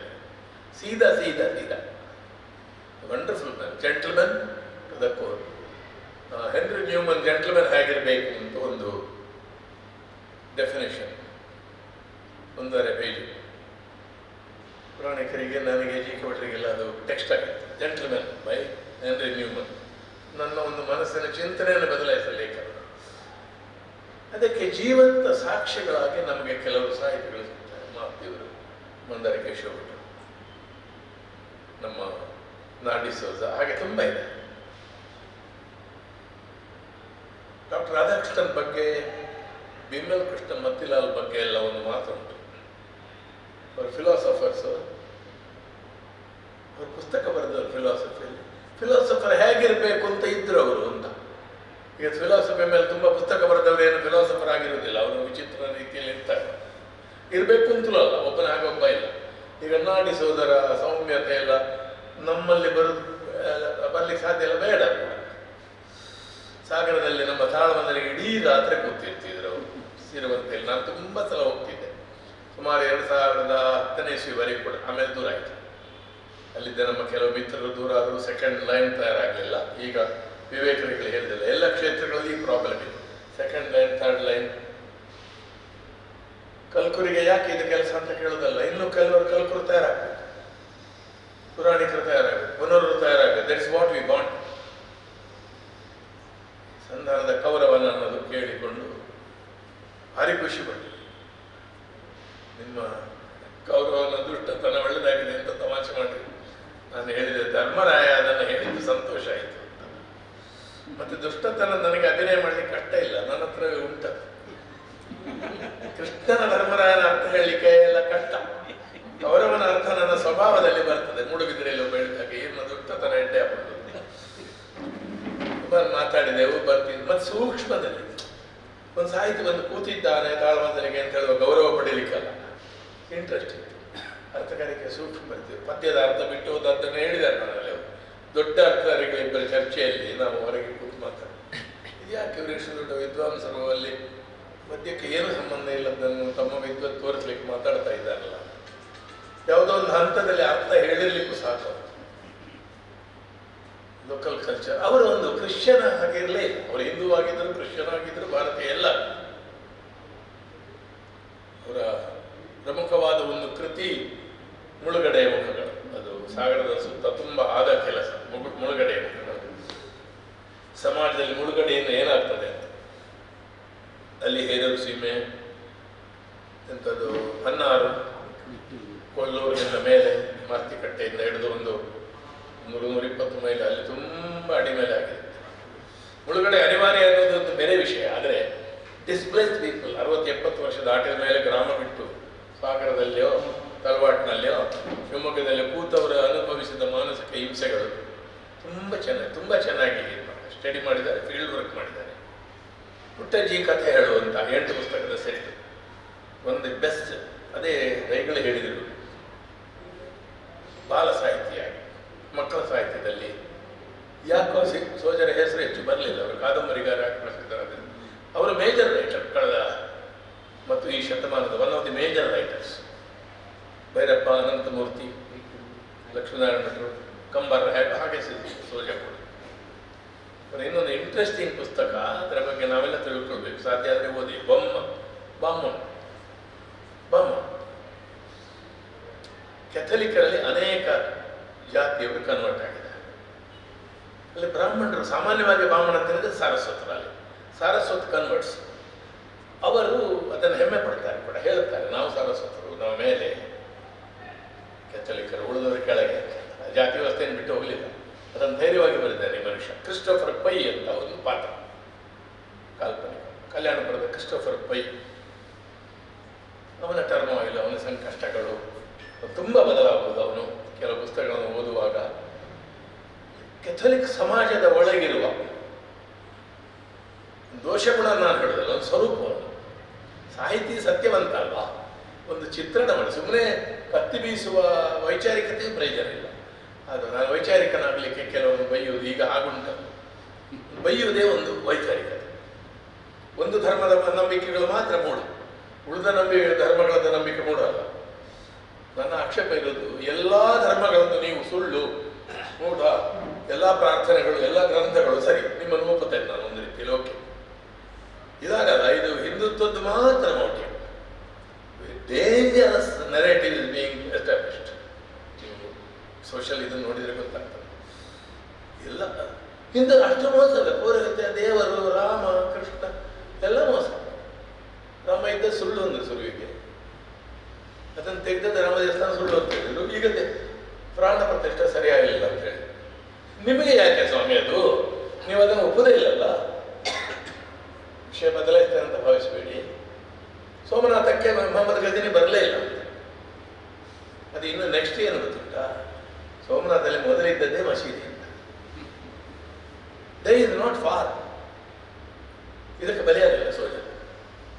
ಹಾಗೆಂತ ಹಿಂದೂ ಕನ್ಫಾರ್ಮಿಸ್ಟ್, ಹಿಂದೂಗಳ ಪಕ್ಷದವಾಗಿ ಇಲ್ಲ, ಕ್ರಿಶ್ಚಿಯನ್ ಒಂದು ಅಭಿಪ್ರಾಯವನ್ನು ಇಟ್ಕೊಂಡಿದೆ. ತುಂಬ ಸಂಯುಕ್ತ ಸಮಾಜದಲ್ಲಿ ಕ್ರಿಶ್ಚಿಯನ್ರು ಕಡಿಮೆ, ಸಮಾಜದಲ್ಲಿ ಸಾಗರದಲ್ಲಿ ಒಂದು ನಮ್ಮ ಘಟ್ಟದ ವ್ಯಕ್ತಿಗಳಂತಿಲ್ಲ, ಆ ಥರ ಬೆಳೆದ ವೆರಿ ಸೈಲೆಂಟ್. ಅವರ ಬೊಮ್ಮನಲ್ಲಿ ಇದು ಬರ್ತದೆ, ಕ್ರಿಶ್ಚಿಯನ್ ಬ್ರಾಹ್ಮಣ ಬೊಮ್ಮನ್ ಮತ್ತು ಚಾರಡೆ ಅಂತ 2 ವರ್ಗ. ಅಲ್ಲಿ ಮತ್ತೊಂದು ವರ್ಗ ಇದೆ, ದಲಿತರಿಂದ ಹೋದವರು. ಅವರೊಳಗೆ ಯಾವಾಗಲೂ ಟೆನ್ಷನ್ ಉಂಟು. ಗೋವಾದಲ್ಲಿ ನಾನು ಗೋವಾಕ್ಕೆ ಹೋಗಿ ತಿರುಗಿದ, ಗೋವಾದಿಂದ ರತ್ನಾಗಿರಿವರೆಗಿನ ಪ್ರದೇಶಗಳಲ್ಲಿ ಅದು ಇದೆ. ಸಾಗರದಲ್ಲಿ ಕೂತವರು ಹೇಗೆ ಗ್ರಹಿಸಿದ್ರು ಅಂತ ಆಶ್ಚರ್ಯ ಇದೆ. ಸಾಗರದಲ್ಲಿ ಇದಿಲ್ಲ, ಚಿತ್ರಣ ಇಲ್ಲ. ಸಾಗರದಲ್ಲಿ ಇರೋ ಕ್ರಿಶ್ಚಿಯನ್ರೆಲ್ಲ ಬೊಮ್ಮನ್ನು ಸ್ವಲ್ಪ ಇರೋದು. ಕಲ್ಯಾಣಪುರ ತಿರುಗಿ, ಕುಂದಾಪುರಕ್ಕೆ ಹೋಗಿ, ಮಂಗಳೂರಿಗೆ ಬಂದು ಫೀಲ್ಡ್ ತುಂಬ ಮಾಡಿದೆ. ಶಿಸ್ತಿನ ಶಿವಪ್ಪ ನಾಯಕ, ಒಂದು ಒಳ್ಳೆ ಪುಸ್ತಕ, ಸಣ್ಣದು, ಇನ್ಫಾರ್ಮೇಟಿವ್.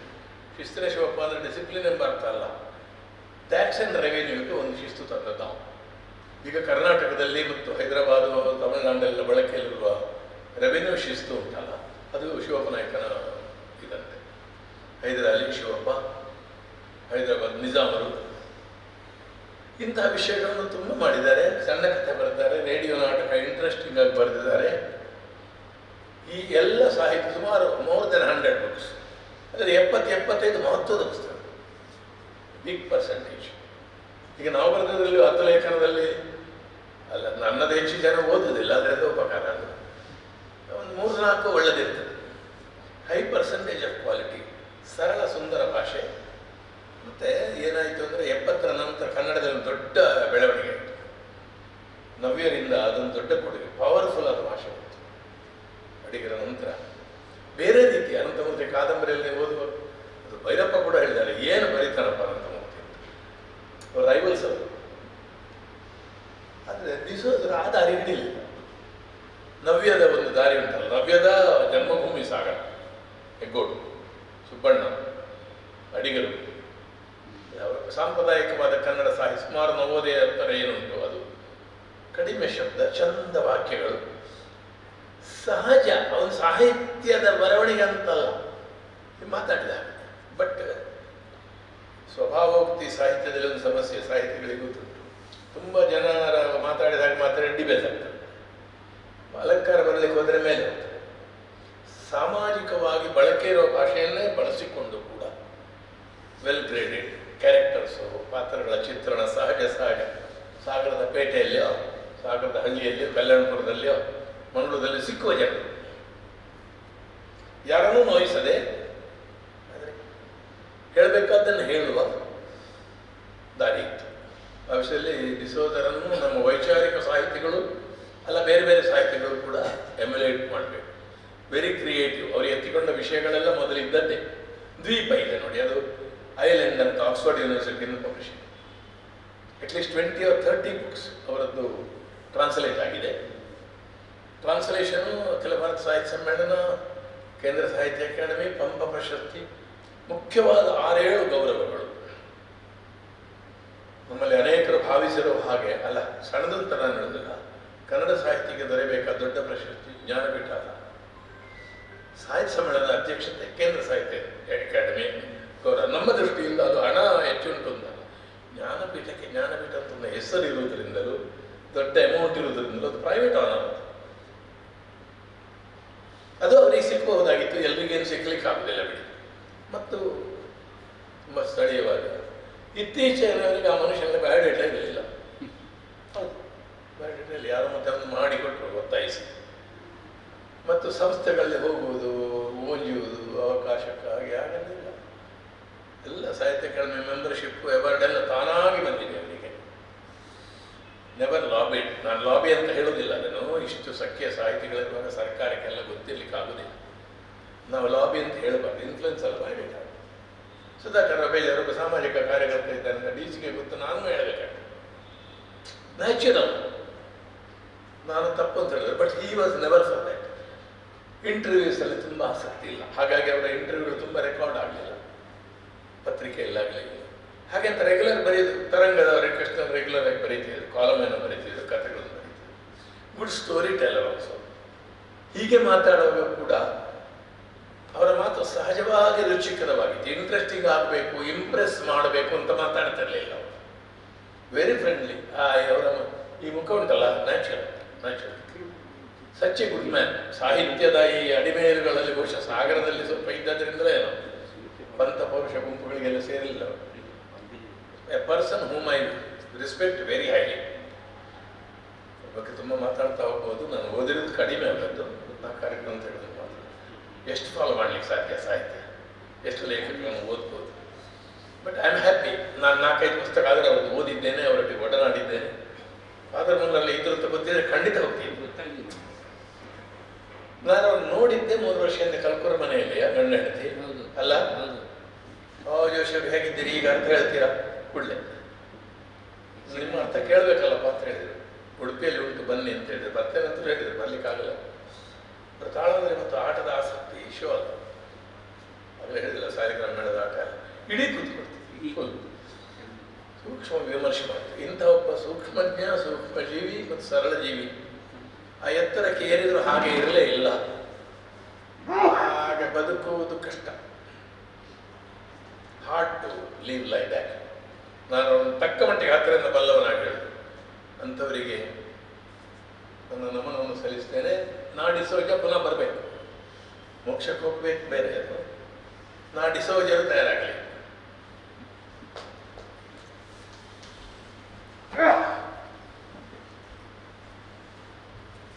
ಡಾಕ್ಟರ್ ಎಂ ಬಿ ಪುರಾಣಿಕರು ನಡೆಸಿಕೊಂಡು ನನ್ನ ವಹಿಸ್ಕೊಡ್ತಾರೆ. ಡಾಕ್ಟರ್ ವಿವೇಕ್ ರೈ ಹಾಗೆ ಜೋಶಿಯವರ ಮಾತಿನ ನಂತರ ಅವರ ಒಬ್ಬ ಸಾಹಿತಿ, ಅವನ ಕೊಡುಗೆ, ಸಮಾಜದ ಜೊತೆ ಅವನ ಹೊಂದಾಣಿಕೆ ನಾನು ವಿಶೇಷವಾಗಿ ಅಷ್ಟು ಅಧ್ಯಯನ ಮಾಡಿಲ್ಲ, ಹೇಳಲಿಕ್ಕೆ ಸಮರ್ಥನೂ ಅಲ್ಲ. ಆದರೆ ಒಂದು ಮಾತಂತೂ ಸತ್ಯ, ಸರ್ನೇಮ್ ಡಿಸೋಜ ಅಂತ ಇದೆ. ಆ ವ್ಯಕ್ತಿ ವಿಕ್ರಮ ಪತ್ರಿಕೆಯಲ್ಲಿ ನಿರಂತರವಾಗಿ ಲೇಖನವನ್ನು ಬರೀತಾ ಇದ್ರು, ರೆಗ್ಯುಲರ್ ರೈಟರ್. ಅನಂತರ ನಾನು ಹೇಳ್ತೇನೆ, ಅವರೊಬ್ಬರು ಸಮನ್ವಯಕಾರ. ಯಾಕೆಂತಂದರೆ ಕೆಲವರಿಗೆ ತಮ್ಮ ಧರ್ಮದ ಮೇಲೆ ಒಂದು ಎವರ್ಷನ್ ಇರ್ತದೆ, ಏನೋ ಬೇಸರ ಇದ್ದು ಚರ್ಚಿನ ಬಗ್ಗೆ ಆಗಲಿ, ಚರ್ಚಿನ ವ್ಯವಸ್ಥೆ ಬೇಕಾಗಲಿ, ದೇವಸ್ಥಾನಗಳ ಬಗ್ಗೆ ಆಗಲಿ, ಅಥವಾ ನಮ್ಮ ಮಠಗಳ ಬಗ್ಗೆ ಆಗಲಿ ತುಂಬ ಜನಕ್ಕೆ ಈ ಥರ ಎವರ್ಷನ್ ಇದೆ. ಈ ವ್ಯಕ್ತಿಗೆ ಅದಿಲ್ಲ. ಹೇಳಿದ ಹಾಗೆ ಪ್ರತಿ ಭಾನುವಾರ ಚರ್ಚಿಗೆ ಹೋಗ್ತಾರೆ, ಯಾವುದೇ ಸಂಕೋಚ ಇಲ್ಲದೆ ದೇವಸ್ಥಾನಗಳಿಗೆ ಹೋಗ್ತಾರೆ. ಅನಂತರ ಎಲ್ಲಿಯೂ ಕೂಡ ಒಬ್ಬ ಕ್ರಿಟಿಕ್ ಆಗಿ ಇನ್ನೊಂದು ಧರ್ಮವನ್ನು, ಇನ್ನೊಂದು ವಿಚಾರವನ್ನು ಅವರು ಖಂಡಿಸಿದ್ದನ್ನು ನಾವು ನೋಡಲಿಲ್ಲ ಅವರ ಲೇಖನದಲ್ಲಿ. ಇಷ್ಟು ಮಾತ್ರ ಹೇಳಬಲ್ಲೆ, ಒಬ್ಬ ಕ್ರಿಶ್ಚಿಯನ್ ಧರ್ಮದಲ್ಲಿ ಹುಟ್ಟಿ ತನ್ನ ಬೇರು ಭಾರತದ ಬೇರು ಸನಾತನ ಧರ್ಮದ್ದು ಎನ್ನುವಂಥ ಒಂದು ಪರಿವೆ ಅವರ ಪ್ರತಿಯೊಂದು ವಿಚಾರದಲ್ಲಿ ಅಥವಾ ಲೇಖನದಲ್ಲಿ ಇದ್ದು ಒಬ್ಬ ದೊಡ್ಡ ವ್ಯಕ್ತಿ, ಮೇರು ವ್ಯಕ್ತಿ. ಜೀವನದಲ್ಲಿ ಎಷ್ಟು ಅವರು ಸಂಪಾದನೆ ಮಾಡಿದ್ದಾರೆ, ಯಾವ ಸ್ಥಾನಮಾನ ಸಿಕ್ಕಿದ್ದಾರೆ. ಜೋಶಿಯವರು ಹೇಳಿದಾಗ ಎಲ್ರಿಗೂ ಯೋಗ್ಯತೆ ಇದ್ದರೂ ಕೂಡ ಸಿಗುವುದಿಲ್ಲ ಎಷ್ಟೋ ಸಂದರ್ಭಗಳಲ್ಲಿ. ಆದರೂ ಕೂಡ ಇವರ ಜೀವನ ಕಾಲದಲ್ಲಿ ತುಂಬ ಭಾಗವಹಿಸಿದ್ದಾರೆ. ಸಾಹಿತ್ಯ ಪರಿಷತ್ತಿನ ಅಧ್ಯಕ್ಷರಾಗಿ ಅನ್ಯಾನ್ಯ ಪ್ರಶಸ್ತಿಗಳನ್ನೆಲ್ಲ ಪಡೆದು ಹೆಗ್ಗದೆ ಯಾವುದನ್ನು ಸಿಕ್ಕಿದಾಗ ವಿಪರೀತ ತನ್ನನ್ನು ಮೇಲಕ್ಕೆ ಕೊಂಡು ಹೋಗದೆ ಸಾಮಾನ್ಯ ವ್ಯಕ್ತಿಯ ಹಾಗೆ ಬದುಕಿ ಸಾರ್ಥಕ ಜೀವನವನ್ನು ಮಾಡಿದರು. ಸಾಮಾನ್ಯವಾಗಿ ನಮ್ಮ ಕನ್ನಡ ಸಾಹಿತ್ಯ ಲೋಕದಲ್ಲಿ ವಿಶೇಷವಾಗಿ ನಮ್ಮ ಹಿಂದಿನ ವಿಚಾರವನ್ನು ತಿಳ್ಕೊಂಡು ಮಾಡುವಂಥ ಅನ್ಯಮತಿಯರು ಕಡಿಮೆ. ಆದರೂ ಕೂಡ ನಾ ಡಿಸೋಜ ಅವರ ಹೆಸರು ಎಷ್ಟೋ ಪತ್ರಿಕೆಗಳಲ್ಲಿ ಅವರ ಲೇಖನ ಉಂಟು ಅಂತೇಳಿ ಒಂದು ಸಿನಾಪ್ಸಿ ಇದ್ದರೆ ಸೇಲ್ಸ್ ಜಾಸ್ತಿ ಆಗುತ್ತೆ. ಅದು ಯಾವುದೇ ಅದು ವಾರ್ಷಿಕ ಕೆಲವು ವಿಶೇಷ ಅಂಕಗಳಿರಲಿ, ನಾಟಿ ಸೋಜರದ್ದು ಒಂದು ಲೇಖನ ಇದೆ ಅಂತಂದರೆ ಅಲ್ಲಿ ಏನಾದರೂ ಓದಲಿಕ್ಕಿದೆ, ತಿಳ್ಕೊಳ್ಳಿಕ್ಕಿದೆ ಎನ್ನುವಂಥದ್ದು ಜನ ಒಂದು ಮಾರ್ಕೆಟಿಂಗ್ ಕೂಡ ಅದನ್ನು ಉಪಯೋಗಿಸ್ತಾ ಇದ್ರು ಅಂತ ಹೇಳ್ತಾ, ಆ ದಿವ್ಯ ಆತ್ಮಕ್ಕೆ ಭಗವಂತ ಚಿರ ಶಾಂತಿಯನ್ನು ಕೊಡಲಿ ಅಂತ ಹೇಳ್ತೆ ನನ್ನ ನಮನವನ್ನು ಆ ವ್ಯಕ್ತಿಗೆ ಸಲ್ಲಿಸ್ತೇನೆ.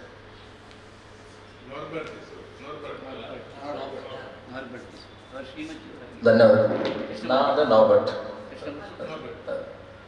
ನಮ್ಮ ಜೊತೆ ಪರಿಸರವಾದಿ, ಹಾಗೆ ಯಾವುದೇ ಪರಿಸರಕ್ಕೆ ಸಂಬಂಧಪಟ್ಟಂತಹ ಸಮಸ್ಯೆಗಳು ಬಂದಾಗ ಅದನ್ನು ನೇರವಾಗಿ ಎದುರಿಸಿಕೊಂಡು ಅವರ ಬೇರೆ ಬೇರೆ ಮಾಧ್ಯಮಗಳ ಮೂಲಕ ಜನಸಾಮಾನ್ಯರಿಗೆ ಸೇರುವಂತಹ ಶಶಿಧರ್ ಶೆಟ್ಟಿ ಇದ್ದಾರೆ. ಯಾಕಂದ್ರೆ ಈಗಾಗಲೇ ಉಲ್ಲೇಖ ಮಾಡಿದರು, ಅವರ ಮನೆ ಒಕ್ಕಲಿಗೆ ಕೂಡ ನಾವು ಡಿಸೋಜರ್ ಬಂದಿದ್ರು ಅಂತ ಹೇಳ್ಕೊಂಡು ಅವರ ನುಡಿ ನಮನ ಮಾಡಬೇಕು ಅನಿಸ್ಕೊಳ್ತೇನೆ. ಇವತ್ತು ನಿಮ್ಮ ಪಾಂಡಿತ್ಯ ಅಥವಾ ರೂಪದ ತಿಳ್ಕೊಂಡಷ್ಟು ನಾನು ಚಿಕ್ಕವ, ಆದರೆ ಒಂದಿಷ್ಟು ನಾನು ತಿಳ್ಕೊಂಡಂಥ ಒಂದಿಷ್ಟು ಅಂಶಗಳು ನಿಮ್ಮ ಜೊತೆ ಹಂಚಿಕೊಳ್ತೇನೆ.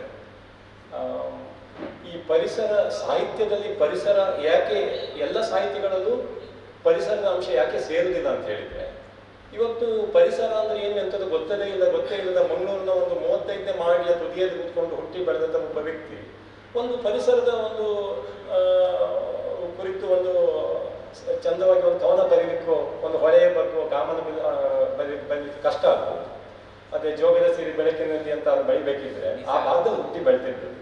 ಇವತ್ತು ಕುವೆಂಪುರವರು ಅಷ್ಟು ಒಂದು ಕತೆ ಕಾದಂಬರಿಗಳನ್ನ ಬಳಿಬೇಕಿದ್ರೆ ಆ ಕವಿ ಶೈಲಿ ಅವರಿಗೆ ಯಾವ ರೀತಿ ಒಂದು ಉತ್ತೇಜನ ಕೊಡ್ತಾ ಅನ್ನುವಂಥದ್ದನ್ನು ನಾವು ನಿದರ್ಶನಗಳನ್ನ ಪಡ್ಕೊಂಡಿದ್ದೇವೆ.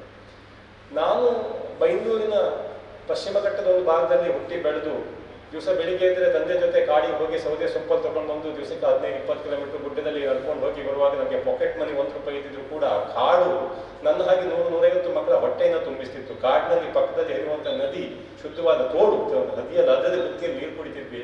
ಬೊಕ್ಕೆ ಹಣ್ಣು, ಚೇರಹಣ್ಣು, ಮುಳ್ಳುಹಣ್ಣು,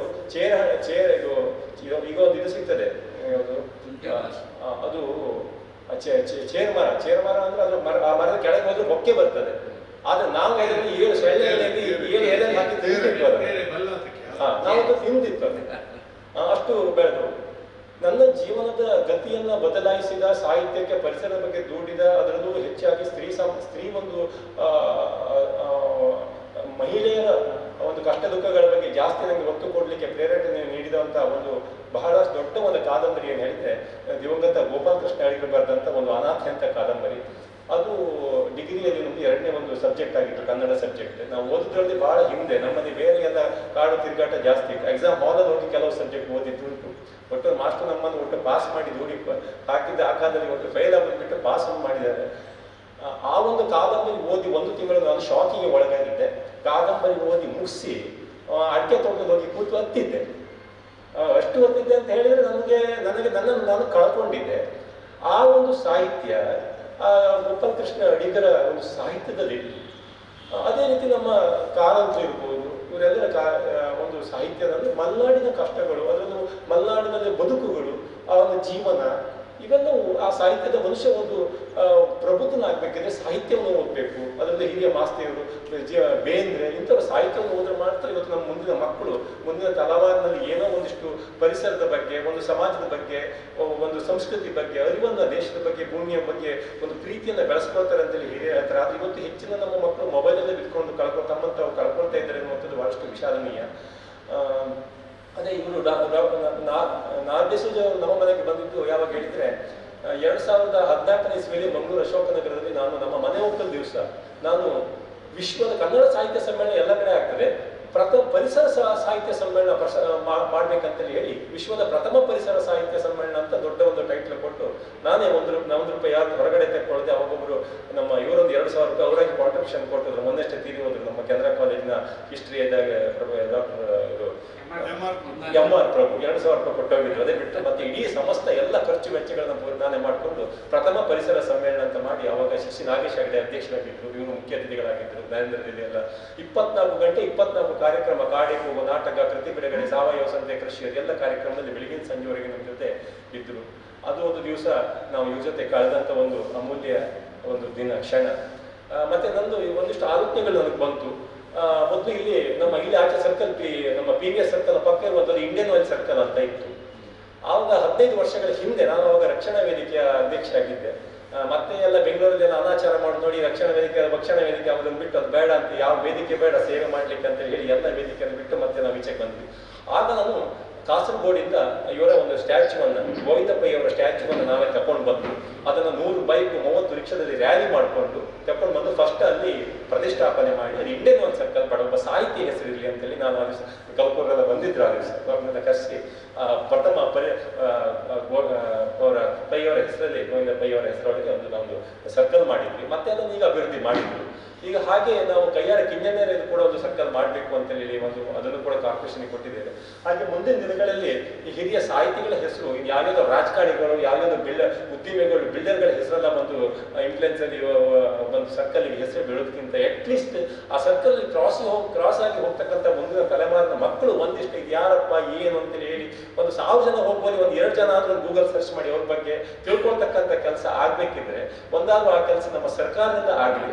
ಸೊ ಹಿರಿಯರಿದ್ದೀರಿ ನೀವಲ್ಲ, ಸೊ ಸರ್ಕಾರದ ಲೆವೆಲಲ್ಲಿ ಕಾಂಟ್ಯಾಕ್ಟ್ ಇದೆ ನಿಮಗೆ, ಏನಾದರೂ ಸರ್ಕಾರದ ಸಂಬಂಧ ನನ್ನ ಲೆವೆಲಲ್ಲಿ ನಾನು ಪ್ರಯತ್ನ ಮಾಡ್ತೇನೆ, ತಮ್ಮ ಲೆವೆಲಲ್ಲೂ ಕೂಡ ಯಾವುದೋ ಒಂದು ಕಡೆಗೆ ಆ ಕಡೆ ನಮ್ಮ ಕರಾವಳಿ ನನಗೆ ಇನ್ನೊಂದು ಖುಷಿ ಆಯ್ತಂದ್ರೆ ಎಲ್ಲಿಯ ಕರಾವಳಿ ಎಲ್ಲಿಯ ಮಲೆನಾಡು ಅಂತ ಹೇಳಿ ಸಂಬಂಧ ಇದ್ರೂ ಕೂಡ ಇವತ್ತು ಇದನ್ನು ಒಂದು ಮುತುವರ್ಜಿ ತಗೊಂಡು ಕಲ್ಪೂರ್ರವರು ಒಂದಿಷ್ಟು ಸಾಹಿತಿ ಕರಾವಳಿಯಲ್ಲಿ ಕೂಡ ಒಂದು ನಾಡಿಸೋಜರವರಿಗೆ ನುಡಿದಮ್ಮನ ಅಂತ ಬೆಳಿಗ್ಗೆ ನನಗೆ ಅಚಾನಕ್ ಬೇರೆ ವಿಚಾರಕ್ಕೆ ನಾನು ಕಾಲ್ ಮಾಡಿದೆ, ಹೀಗೆ ಹೇಳಿದ್ರೆ ತುಂಬ ಖುಷಿ ಆಯ್ತು ನನಗೆ. ಇಂಥದ್ದೊಂದು ಒಂದು ರೆಸ್ಪೆಕ್ಟ್ಫುಲಿ ಒಂದು ಕಾರ್ಯಕ್ರಮವನ್ನು ಇಲ್ಲಿ ಒಂದು ಏರ್ಪಡಿಸ್ತಾ ಇದ್ದಾರೆ ಅನ್ನೋದು ಬಹಳ ಖುಷಿ ಆಯಿತು. ಸೌಹಾರ್ದಕ್ಕೆ ಹೆಸರುವಾಸಿಯಾದಂಥ ಈ ನಮ್ಮ ಕರಾವಳಿ, ಅದರಲ್ಲೂ ಸಾಹಿತ್ಯಕ್ಕೆ ನಾವೊಂದು ಗೌರವವನ್ನು ಕೊಟ್ಟು ನೀವೆಲ್ಲ ಹಿರಿಯರು, ಜೋಶಿಯವರು, ವಿವೇಕರವರು ತುಂಬ ಹಿರಿಯವರೆಲ್ಲ ಸೇರಿಕೊಂಡು ಈ ಕಾರ್ಯಕ್ರಮದಲ್ಲಿ ಬಂದಿದ್ದೀರಾ, ತುಂಬ ಖುಷಿ ಆಯಿತು. ಹಾಗೆ ಇವರ ಒಂದು ಏನಿದೆ ಈ ಸಾಹಿತ್ಯದ ಎಲ್ಲ ಪುಸ್ತಕಗಳು ಕನಿಷ್ಠ ಶಾಲೆಯ ಎಲ್ಲ ಲೈಬ್ರರಿಗಳಲ್ಲಿ ಸಿಗುವಾಗೆ ಮಾಡಿದರೆ ಎಲ್ಲ ಪುಸ್ತಕಗಳು ಸಾಹಿತ್ಯ ಅದು ನಮ್ಮ ಲೈಬ್ರರಿಯಲ್ಲಿ ಸಿಗಬೇಕು, ಮಕ್ಕಳು ಅದನ್ನು ಓದಬೇಕು. ಆ ಚಿಂತನೆಗಳು ಈಗ ನಾನು ಕೂಡ ಅಷ್ಟೇ ದೇವಸ್ಥಾನದಲ್ಲಿ ನಾವು ಆರತಿಯದ ಯಾವುದು 5 ರೂಪಾಯಿ ಕರ್ಪೂರಾರತಿಯಿಂದ 500 ರೂಪಾಯಿವರೆಗೆ ಇದಕ್ಕಿಂತ ಅದ್ರ ಜೊತೆಗೆ ವೇದಗಳು, ಪುರಾಣಗಳು, ಉಪನಿಷತ್ತುಗಳು, ಕಥೆಗಳು ಅವೆಲ್ಲವೂ ದೇವಸ್ಥಾನಗಳಲ್ಲಿ ಸಿಗಬೇಕು. ಬರೀ ದೇವಸ್ಥಾನದಲ್ಲಿ ಹೋಗಿ ನಾವು ಕೈ ಮುಗಿದು ದೆಬ್ಬೆ ದುಡ್ಡು ಹಾಕಿ ನೀರು ತಗೊಂಡು ಬರೋದಕ್ಕಿಂತ ನಮ್ಮ ಆ ಸಂಸ್ಕಾರ ವಿಚಾರ, ನಮ್ಮ ರಾಮಾಯಣ ಮಹಾಭಾರತ, ಈಗ ಒಂದು ಚರ್ಚಿಗೆ ಹೋದ್ರೆ 1,000 ಜನ ಹೋದ್ರು ಕೂಡ 1,000 ಜನ ಓದಲಿಕ್ಕೆ ಅಲ್ಲಿ ಬೈಬಲ್ ಇರ್ತದೆ. ಒಂದು ಮಸೀದಿಗೆ 1,000 ಜನ ಮುಸ್ಲಿಮ್ಸ್ ಹೋದ್ರು ಕೂಡ ಅಲ್ಲಿ ಕುರಾನ್ ಓದಲಿಕ್ಕೆ ಸಿಗ್ತದೆ. ಆದ್ರೆ ನಮ್ಮ ಯಾವುದೇ ದೇವಸ್ಥಾನದಲ್ಲಿ ನಾವು ಯಾವ ದೇವಸ್ಥಾನಕ್ಕೆ ಹೋಗಿ ಸೀದಾ ಹೋದ್ವಿ ಅಲ್ಲಿ ಬರೀ ಚಿನ್ನ ಬೆಳ್ಳಿಗಳಿಂದ ಅಲಂಕೃತವಾದ ದೇವರಿಗೆ ಕೈ ಮುಗ್ತೀವಿ, ಡಬ್ಬೆಗೆ ದುಡ್ಡು ಹಾಕಿ ತೀರ್ಥ ತಗೊಂಡು ಲಾಡೋ ತೀರ್ಥ ಪ್ರಸಾದ ತಗೊಂಡು ಬಂದ್ವಿ ಬಿಟ್ರೆ ನಮ್ಮ ಮೊದಲಿನ ಕಾಲದಲ್ಲಿ ಚಂದಮಾಮ ಅಥವಾ ಇಂಥ ಕಥೆಗಳಲ್ಲಿ ರಾಮಾಯಣ ಮಹಾಭಾರತ ಇನ್ನೊಂದು ಯಾವುದು ಧಾರ್ಮಿಕ ಕಥೆಗಳು ಮಕ್ಕಳ ತಲೆಗೆ ಹೋಗ್ತಿತ್ತು. ಇವತ್ತು ದೇವಸ್ಥಾನಗಳು ಯಾವ ದೇವಸ್ಥಾನಗಳು ಕೂಡ ಪ್ರವಚನಗಳು ಕೂಡ ಕಡಿಮೆ ಆಗ್ತವೆ. ಅಟ್ಲೀಸ್ಟ್ ಹೋದವರಿಗೆ ಒಂದು ದೇವಸ್ಥಾನಗಳು ಶಾಲೆಯಲ್ಲಿ ಹೇಗೆ ಲೈಬ್ರರಿ ಇದೆಯೋ ದೇವಸ್ಥಾನಗಳು ಕೂಡ ಒಂದಿಷ್ಟು ಲೈಬ್ರರಿ, ವೇದಗಳು, ಪುರಾಣಗಳು ಅಥವಾ ಇಂಗ್ಲಿಷ್ ನಮ್ಮ ಮಕ್ಕಳಿಗೆ ಸಿಗ್ತಕ್ಕಂಥ ಕಥೆಗಳು ಅಥವಾ ಹೋಗೋವರಿಗೆ ಬರೀ ಜ್ಞಾನ ಅನ್ನುವಂಥದ್ದು ಜ್ಞಾನಾರ್ಜನೆ ಕೂಡ ಜ್ಞಾನದ ಮುಖಾಂತರ ಕೂಡ ನಮ್ಮ ಮೋಕ್ಷ ಪ್ರಾಪ್ತಿಯಾಗುವಂಥದ್ದು ಬೇರೆ ಬೇರೆ ವಿಧಾನ ಇದೆ. ಹಾಗೆ ಆ ಒಂದು ಕೆಲಸ ಕೂಡ ಧಾರ್ಮಿಕ ಕೆಲಸಗಳು ಆಗಬೇಕು. ಮತ್ತೆ ಇನ್ನೊಂದು ಹಾಗೆ ನಮ್ಮ ದೇವರ ಫೋಟೋಗಳನ್ನು ಕೂಡ ನಾನು ಕೂಡ ತುಂಬ ಕಡೆ ನಾನು ಹೇಳಿದ್ದೆ, ಅದನ್ನು ಕೂಡ ಈಗ ಸ್ಟಾಪ್ ಮಾಡಿದ್ದಾರೆ. ಊದ್ಬತ್ತಿಯಲ್ಲಿ ದೇವರ ಫೋಟೋ ಹಾಕೋದು, ಮತ್ತೆ ಅದನ್ನು ಬಿಸಾಕೋದು. ಇನ್ವಿಟೇಷನ್ ದೇವರ ಫೋಟೋವನ್ನು ಚಂದ ಮಾಡಿ ಹಾಕೊಂಡು ಸಾವಿರಾರು ದೇವರ ಧಾರ್ಮಿಕ ಕಾರ್ಯಕ್ರಮಗಳ ಇನ್ವಿಟೇಷನ್ಗಳು ಅದರಲ್ಲಿ ದೇವರ ಫೋಟೋ ಈಗ ಕೊಡು. ನಾವು ಯಾವುದನ್ನು ಫ್ರೇಮ್ ಹಾಕಿ ಇಡುವುದಿಲ್ಲ, ಮತ್ತೆ ಬಿಸಾಕೋದು, ನಾವು ಅದನ್ನು ಚರಂಡಿಗೆ ಹಾಕೋದು. ನಮ್ಮ ದೇವರು ಧರ್ಮಗಳು ಅನ್ನುವಂಥದ್ದು ನಾವು ಆದಷ್ಟು ನಮ್ಮ ಹೃದಯದಲ್ಲಿ ಇಟ್ಕೊಂಡು ಇಡೋದಕ್ಕಿಂತ ಬರೀ ಫ್ಲೆಕ್ಸ್ಗಳಲ್ಲಿ ಹಾಕಿ ನಾವು ದೇವರ ಫೋಟೋಗಳನ್ನು ರಸ್ತೆಯಲ್ಲಿ ಹಾಕಿ ಮಾಡೋದಕ್ಕಿಂತ ಅದನ್ನ ಇನ್ ಕೇಸ್ ಅಂತ ಹಾಕಿದ್ರು ಕೂಡ ಚೆನ್ನಾಗಿ ಅದನ್ನ ಇನ್ನೊಮ್ಮೆ ಮಡಚಿ ಇಟ್ಟು ನಮಗೆ ರೀಪಡಿಸ್ತಕ್ಕಂಥ ಕೆಲಸ ಆ ರೀತಿ ಕೂಡ ರೆಸ್ಪೆಕ್ಟ್ಫುಲಿ ನಮ್ಮ ಹಿಂದೂ ಧರ್ಮ ಅಂತಲ್ಲ ಪ್ರತಿಯೊಂದು ಧರ್ಮಗಳಿಗೂ ಕೂಡ ಆರಾಧನೆ ಅನ್ನೋದು ಆ ರೀತಿ ಕೂಡ ಬೆಳೆಸ್ಕೊಳ್ಳುವ. ಇದು ಬಿಯಾಂಡ್ ದಟ್ ಸಬ್ಜೆಕ್ಟ್ ನಿಮ್ಮ ಜೊತೆ ಶೇರ್ ಮಾಡ್ಕೊಂಡು, ಯಾಕಂದ್ರೆ ತುಂಬ ಧಾರ್ಮಿಕ ಮುಖಂಡರು ಕೂಡ ಇಲ್ಲಿ ಇದ್ದಿದ್ದು. ಹಾಗೆ ಶಾಲೆ ಕಾಲೇಜುಗಳು ನನಗನ್ಸುತ್ತೆ ಇಲ್ಲಿದ್ದಾರೆ, ಪುರಾಣಿಕ್ ಸರ್ ಅವರು ಮತ್ತೆ ನಮ್ಮ ಕೂಡ ಇದ್ದಾರೆ. ಶಾಲೆಯಲ್ಲಿ ಕೂಡ ಇವರ ನಾಡಿ ಸೋಜ ಹಾಗೆ ಯಾರ್ಯಾರು ಸಾಹಿತಿಗಳಿದ್ದಾರೆ ಅವ್ರಿಗೆಲ್ಲ ಒಂದು ಲೈಬ್ರರಿ ಇದೆ, ಆ ಮಕ್ಕಳಿಗೆ ಓದಲಿಕ್ಕೆ ಸಿಕ್ಕುವಾಗಿ ಇವರೆಲ್ಲ ಸಾಹಿತ್ಯ ಸಿಕ್ಕುವಾಗಿ ಮಾಡಿ ಅಂತ ಹೇಳ್ಕೊಳ್ತಾ ನಾನು ಮಾತು ನಮಸ್ಕಾರ. ಚಿಕ್ಕೆ ಭಟ್ ಸರ್ ಅವರು ನೋಡಿ ನಮ್ಮ ಸಲ್ಲಿಸಬೇಕು ಅನಿಸ್ಕೊಳ್ತಾರೆ. ಆತ್ಮೀಯರೇ, ಮಗನಿಗ ದಿವ್ಯ ಚೇತನ ಅವರ ಬಗ್ಗೆ ಬೇರೆ ಬೇರೆ ಆ್ಯಂಗಲಿಂದ ಈಗಾಗಲೇ ಭಾಳಷ್ಟು ಮಂದಿ ಮಾತಾಡಿದ್ದಾರೆ, ವಿಶೇಷವಾಗಿ ಹೇಳೋದಕ್ಕಿಲ್ಲ. ಹಾಗೆ ಜೋಶಿ ಅವರಿಗೂ ವಿವೇಕರಿಗೆ ಇದ್ದಷ್ಟು ಒಡನಾಟವನ್ನು ಏನು ನನಗಿಲ್ಲ. ಅವರ ಮಗುಮಗವನ್ನು ನಾನು ಒಂದೆರಡು ಸಲ ಕಂಡದ್ದು ಕಲ್ಕೂರ ಮನೆಯಲ್ಲಿ. ಕಲ್ಕೂರ 2-3 ಕಾರ್ಯಕ್ರಮಕ್ಕೆ ಬಂದಾಗ ಅವರೊಂದಿಗೆ ಮಾತಾಡುವ ಸಂದರ್ಭ ಇತ್ತು. ಕೇವಲ ದೊಡ್ಡ ಸಾಹಿತ್ಯನ ಕಳ್ಕೊಂಡಿದ್ದೇವೆ ಅಂತ ಹೇಳೋದಕ್ಕಿಂತ ದೊಡ್ಡ ಒಬ್ಬ ಸಾಂಸ್ಕೃತಿಕ ಶ್ರೀಮಂತರನ್ನು ಕಳ್ಕೊಂಡಿದ್ದೇವೆ ಅಂತ ಹೇಳ್ಬಹುದೇ. ಸಾಹಿತ್ಯ ಮಾತ್ರ ಅಲ್ಲ, ಸಂಸ್ಕೃತಿಗೆ ಸಂಬಂಧಪಟ್ಟಂಥ ಬೇರೆ ಬೇರೆ ವಿಷಯಗಳಲ್ಲಿ ಅವರಿಗೆ ಅತ್ಯಂತ ನಿಖರವಾದಂಥ ಜ್ಞಾನ ಇತ್ತು. ಯಕ್ಷಗಾನದ ಬಗ್ಗೆ ಜೋಶಿ ಅವರು ಹೇಳಿದರು. ಯಕ್ಷಗಾನದ ಬಯಲಾಟದ ಒಬ್ಬ ನೋಡುಗನ ಅಥವಾ ತಾಳಮದ್ದಳೆಯ ಕೇವಲ ಕೇಳುಗನಾಗಿದ್ದದ್ದಲ್ಲ, ಅವರು ಒಳ್ಳೆಯ ವಿಮರ್ಶಕ ಕೂಡ. ಇದು ಯಾಕೆ ಹೇಳ್ತೇನೆಂದರೆ, ದೇರಾಜೆ ಸೀತಾರಾಮಯ್ಯನವರ ದೇರಾಜೆ ನೆನಪಿನ ಸಂಪುಟ ಗ್ರಂಥಕ್ಕೆ ನಮಗೆ ಅವರೊಂದು ಲೇಖನ ಬೇಕಾಗಿತ್ತು. ಆ ಸಂದರ್ಭದಲ್ಲಿ ಅವರು ದೊಡ್ಡ ಸಾಮಗರು, ಶ್ರೇಣಿಯವರು, ದೇರಾಜೆಯವರು ಮೂವರ ಅರ್ಥಗಾರಿಕೆಯ ಒಂದು ತುಲನೆಯನ್ನು ಮಾಡಿದ್ದಾರೆ. ದೇರಾಜೆಯರ ಉತ್ತರನ ಒಳ್ಳೆಯ ವಿಮರ್ಶೆಯನ್ನು ಹೇಳಿದ್ದಾರೆ. ಉತ್ತರ ಕುಮಾರ ದೇರಾಜೆಯವರ ಕೆಲವೊಂದು ವಾಕ್ಯಗಳನ್ನು ಅವರು ಉದ್ಧರಿಸಿದರು ನಾಡಿಸೋದರು. ಆ ಸಂಪುಟದಲ್ಲಿ ಅವರ ಲೇಖನ ಇದೆ. ಹೀಗೆ ಹಲವು ಕ್ಷೇತ್ರಗಳಲ್ಲಿ ಪ್ರವರ್ತಿಸಿಕೊಂಡು ಎಲ್ಲದಲ್ಲಿ ಕೂಡ ಉನ್ನತ ಸಾಧನೆಯನ್ನು ಮಾಡಿದ ಒಬ್ಬ ಮಹನೀಯರನ್ನು, ದೊಡ್ಡ ಸಾಧಕರನ್ನು ಕಳಕೊಂಡು ನಿಜಾರ್ಥದಲ್ಲಿ ನಾವು ಬಡವಾಗಿದ್ದೇವೆ. ಜೋಶಿಯವರು ಹೇಳಿದಾಗೆ ಡಿಸೋಜರಂತ ಒಬ್ಬ ಸುಸಂಸ್ಕೃತ ಸಾಂಸ್ಕೃತಿಕ ಸಂಪನ್ನ ಮತ್ತೊಮ್ಮೆ ಹುಟ್ಟಿ ಬರಲಿ ಅಂತ ಹಾರೈಸ್ತಾ ನಮ್ಮ ನುಡಿನಮಗಳನ್ನು ಸಲ್ಲಿಸ್ತಾ ಇದ್ದೇವೆ. ಅವರು ನುಡಿನಮ ಸಲ್ಲಿಸಬೇಕು ಅನಿಸ್ಕೊಳ್ತಾರೆ. ಪ್ರಾಯಶಃ ಕನ್ನಡ ಉಪನ್ಯಾಸಕರನ್ನು ನಾನು ಪ್ರತಿನಿಧಿಸ್ತಾ ಇದ್ದೇನೆ. ನಾಡಿ ಸೋಜ ಅವರನ್ನು ನಾನು ನಮ್ಮ ಕಾಲೇಜ್ ದಿವಸದಿಂದಲೇ ನೇರವಾಗಿ ಕಂಡವರು ಮತ್ತು ಅವರನ್ನ ಪತ್ರಿಕೆಗಳ ಮೂಲಕ ಓದಿದವರು. ತುಷಾರ್ ಇರ್ಬೋದು, ಮಯೂರ ಇರ್ಬೋದು, ಆ ಕಾಲದ ಎಲ್ಲ ಪತ್ರಿಕೆಗಳಲ್ಲಿ ಪ್ರಾಯಶಃ ಇವರ ಕತೆ, ಕಾದಂಬರಿಗಳು, ಮುಖ್ಯವಾಗಿ ಕಾದಂಬರಿಗಳು ಪ್ರಕಟ ಆಗ್ತಾಯಿದ್ದು, ಧಾರಾವಾಹಿಯಾಗಿ ಪ್ರಕಟ ಆಗ್ತಾ ಇದ್ದಂಥದ್ದು. ನಮ್ಮನ್ನೆಲ್ಲ ರೂಪಿಸಿದಂಥ ಒಂದು ವ್ಯವಸ್ಥೆ ಯಾವುದು ಅಂತಂದರೆ ಅದು ಪತ್ರಿಕೆಗಳು. ಪ್ರಾಯಶಃ ನಾವೆಲ್ಲ ಅದನ್ನು ಓದಿ ಕನ್ನಡ ಸಾಹಿತ್ಯದಲ್ಲಿ ಆಸಕ್ತಿಯನ್ನು ಬೆಳೆಸ್ಕೊಂಡದ್ದು ಒಂದು. ಎರಡನೆಯದ್ದು, ನಾವು ಕನ್ನಡವನ್ನು ಸಾಹಿತ್ಯದ ರೂಪದಲ್ಲಿ ಬೋಧನೆಯನ್ನು ಮಾಡ್ತಾ ಇರುವವರು. ಶಶಿಕಾಂತ್ ಹೇಳಿದರು, ಅನಾಥೆ ಕಾದಂಬರಿ ನಾವು ಪಾಠ ಮಾಡಿದ್ದೇವೆ ಅದನ್ನು ನಮ್ಮ ಕಾಲೇಜುಗಳಲ್ಲಿ. ಅಂದರೆ ಕವಿಯಾಗಿ ಅಡಿಗರು ಎಷ್ಟು ಪ್ರಸಿದ್ಧರು, ಆದರೆ ಅವರು ಕಾದಂಬರಿಗಾರರಾಗಿ ಕೂಡ ಪ್ರಸಿದ್ಧರನ್ನೋದು ಗೊತ್ತಿಲ್ಲದ ಕಾಲದಲ್ಲಿ ಆ ಅನಾಥೆ ಅನ್ನುವಂಥ ಒಂದು ಕಾದಂಬರಿಯನ್ನು ನಾವು ಟೆಕ್ಸ್ಟ್ ಬುಕ್ ಆಗಿ ಇಟ್ಟಿರುವಂಥದ್ದು. ಪ್ರಾಯಶಃ ವಿದ್ಯಾರ್ಥಿಗಳ ಒಂದು ಆಸಕ್ತಿಯನ್ನು ಗಮನಿಸಿಕೊಂಡು ನಾವು ಪಠ್ಯಗಳನ್ನು ಇಡುವ ಸಂದರ್ಭದಲ್ಲಿ, ಅಂದರೆ ಪದವಿಯ ಪಠ್ಯ ಪುಸ್ತಕಗಳ ರಚನಾ ಸಮಿತಿಯಲ್ಲಿ ಸಾಕಷ್ಟು ಬಾರಿ ಉದ್ದಕ್ಕೂ ನಾನು ಇದ್ದವನಾದ ಕಾರಣಕ್ಕೆ, ಮತ್ತು ಪ್ರೊಫೆಸರ್ ವಿವೇಕ್ ರೈ ಮೊದಲಾದವರು ಅದರ ಅಧ್ಯಕ್ಷರಾಗಿ ಇದ್ದ ಕಾರಣಕ್ಕೆ ನನಗೆ ಅನಿಸಿದಂತೆ ಕುವೆಂಪು, ಪೂರ್ಣಚಂದ್ರ ತೇಜಸ್ವಿ ಅವರ ನಂತರದಲ್ಲಿ ಅತ್ಯಂತ ಹೆಚ್ಚು ಕಥೆಗಳು ಮತ್ತು ಕಾದಂಬರಿಗಳು ಕರ್ನಾಟಕದಲ್ಲಿ ಮತ್ತು ಉಳಿದ ರಾಜ್ಯಗಳ ಕನ್ನಡ ಪಠ್ಯ ಪುಸ್ತಕಗಳಲ್ಲಿ ಇರಬಹುದಾಗಿರುವುದು ಡಿಸೋಜರದ್ದು ಅಂತ ನಾನು ಅಂದುಕೊಂಡಿದ್ದೇನೆ. ಈಗಾಗಲೇ ಮುಳುಗಡೆ ಅನ್ನುವ ಕಾದಂಬರಿಯ ಬಗ್ಗೆ ಬಂತು, ಅದು ದೀಪದ ಬಗ್ಗೆ ವಿಚಾರಗಳು ಬಂತು. ಪ್ರಾಯಶಃ ಮಕ್ಕಳಿಗೆ ಹೆಚ್ಚು ಖುಷಿ ಆಗ್ತಾ ಇದ್ದಂಥ ಕಥೆಗಳು ಮತ್ತು ಕಾದಂಬರಿಗಳು ಡಿಸೋಜ ಅವರದ್ದು.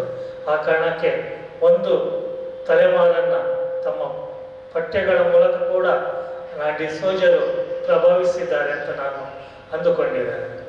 ಮತ್ತು ನಾವು ಹೆಚ್ಚು ಇವತ್ತು ಚರ್ಚೆ ಮಾಡ್ತಾ ಇರುವಂಥದ್ದು ಮುಳುಗಡೆಯ ಸಮಸ್ಯೆಯ ಬಗ್ಗೆ. ಅದು ನಮಗೆ ಹೆಚ್ಚು ಅರಿವಿಗೆ ಬಂದದ್ದು ಉತ್ತರ ಕನ್ನಡದ ಈ ಮುಳುಗಡೆ ಸಮಸ್ಯೆ ಬಗ್ಗೆ ತುಂಬ ಹೆಚ್ಚು ಚರ್ಚೆಗಳಾಗೋದಕ್ಕೆ ಮುಖ್ಯ ಕಾರಣರಾದವರು ಡಿಸೋಜ ಅವರು. ಅವರ ಕಾದಂಬರಿ ಮತ್ತು ಕಥೆಗಳಲ್ಲಿ ಮತ್ತೆ ಮತ್ತೆ ಅದು ಪ್ರಕಟ ಆಗುತ್ತೆ. ನನಗೆ ಅನಿಸ್ತಾ ಇದೆ ನಮ್ಮ ಊರಿಗೆ ಕೂಡ ಒಬ್ಬ ಡಿಸೋಜ ಬೇಕಾಗಿತ್ತು ಅಂತ. ಯಾಕಂತಂದರೆ 75ರಲ್ಲೇ ನಾವು ಮಂಗಳೂರು ಬಂದಾಗ ನಮ್ಮೆಲ್ಲ ಭೂಮಿಗಳು ನಾವು ಯೋಜನೆಗೆ ಕೊಡಬೇಕಾಗಿ ಬಂತು. ಆಮೇಲೆ MRPL ಬಂತು, BSF ಬಂತು, SEZ ಬಂತು.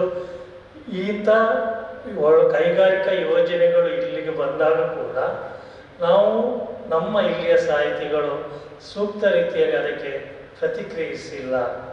ಆ ಕೊರಗು ಇವತ್ತು ನಮ್ಮನ್ನು ಕಾಡ್ತಾ ಇದೆ. ಪ್ರಾಯಶಃ ಡಿಸೋಜರ್ ಅಂತ ಒಬ್ಬ ಒಳ್ಳೆ ಸ್ಪಂದನಶೀಲ ಕಾದಂಬರಿಗಾರ, ಅವ್ರು ಹೇಗೆ ಅದನ್ನು ತನ್ನದೇ ಸಮಸ್ಯೆ ಅನ್ನೋ ರೀತಿಯಾಗಿ ಅದನ್ನು ಪ್ರಕಟ ಮಾಡಿದ್ರು, ಆ ರೀತಿಯಲ್ಲಿ ನಮ್ಮ ದಕ್ಷಿಣ ಕನ್ನಡ ಜಿಲ್ಲೆಯ ವಿಭಜಿತ ಉಡುಪಿ ಮತ್ತು ದಕ್ಷಿಣ ಕನ್ನಡ ಜಿಲ್ಲೆಯ ಈ ಮುಳುಗಡೆಯ ಅಥವಾ ಕೈಗಾರಿಕೆಗಳಿಗೆ ಸಂಬಂಧಪಟ್ಟಂಥ ಯೋಜನೆಗಳಿಂದ ನಾವು ಅನುಭವಿಸಿದಂಥ ನೋವುಗಳೇನಿವೆ ಅದನ್ನು ಕೃತಿರೂಪಕ್ಕೆ ತರುವುದಕ್ಕೆ ನಮಗೆ ಯಾರಿಗೂ ಸಾಧ್ಯ ಆಗಿಲ್ಲ. ಪ್ರಾಯಶಃ ಶಿವರಾಮಕಾರಂತ ಅವರ ಕಾಲಘಟ್ಟದಲ್ಲಿ ಏನು ಮಾಡಿದರು ಅದನ್ನು ನಂತರದಲ್ಲಿ ಅವರ ಪ್ರೇರಣೆಯಿಂದ ಮುಂದುವರಿಸಿದವರು ಉತ್ತರ ಕನ್ನಡದಲ್ಲಿ ಡಿಸೋಜ ಅವರು. ಪ್ರಾಯಶಃ ನಮ್ಮ ಜವಾಬ್ದಾರಿ ಏನು ಅಂತಂದರೆ ನಾವು ನಮ್ಮ ಪರಿಸರವನ್ನು ಉಳಿಸಿಕೊಳ್ಳುವುದು ಮತ್ತು ನಮ್ಮ ಈ ರೀತಿಯ ಸಮಸ್ಯೆಗಳನ್ನು ಪ್ರಕಟಪಡಿಸುವುದು. ಡಿಸೋಜ ಅವರ ನೆನಪು ಅದನ್ನು ಮಾಡಿಸುವುದಕ್ಕೆ ಪ್ರೇರಣೆಯನ್ನು ಕೊಡುತ್ತೆ ಅಂತ ಹೇಳುತ್ತಾ ನನ್ನ ಮಾತನ್ನು ಮುಗಿಸ್ತೇನೆ. ನಮಸ್ಕಾರ.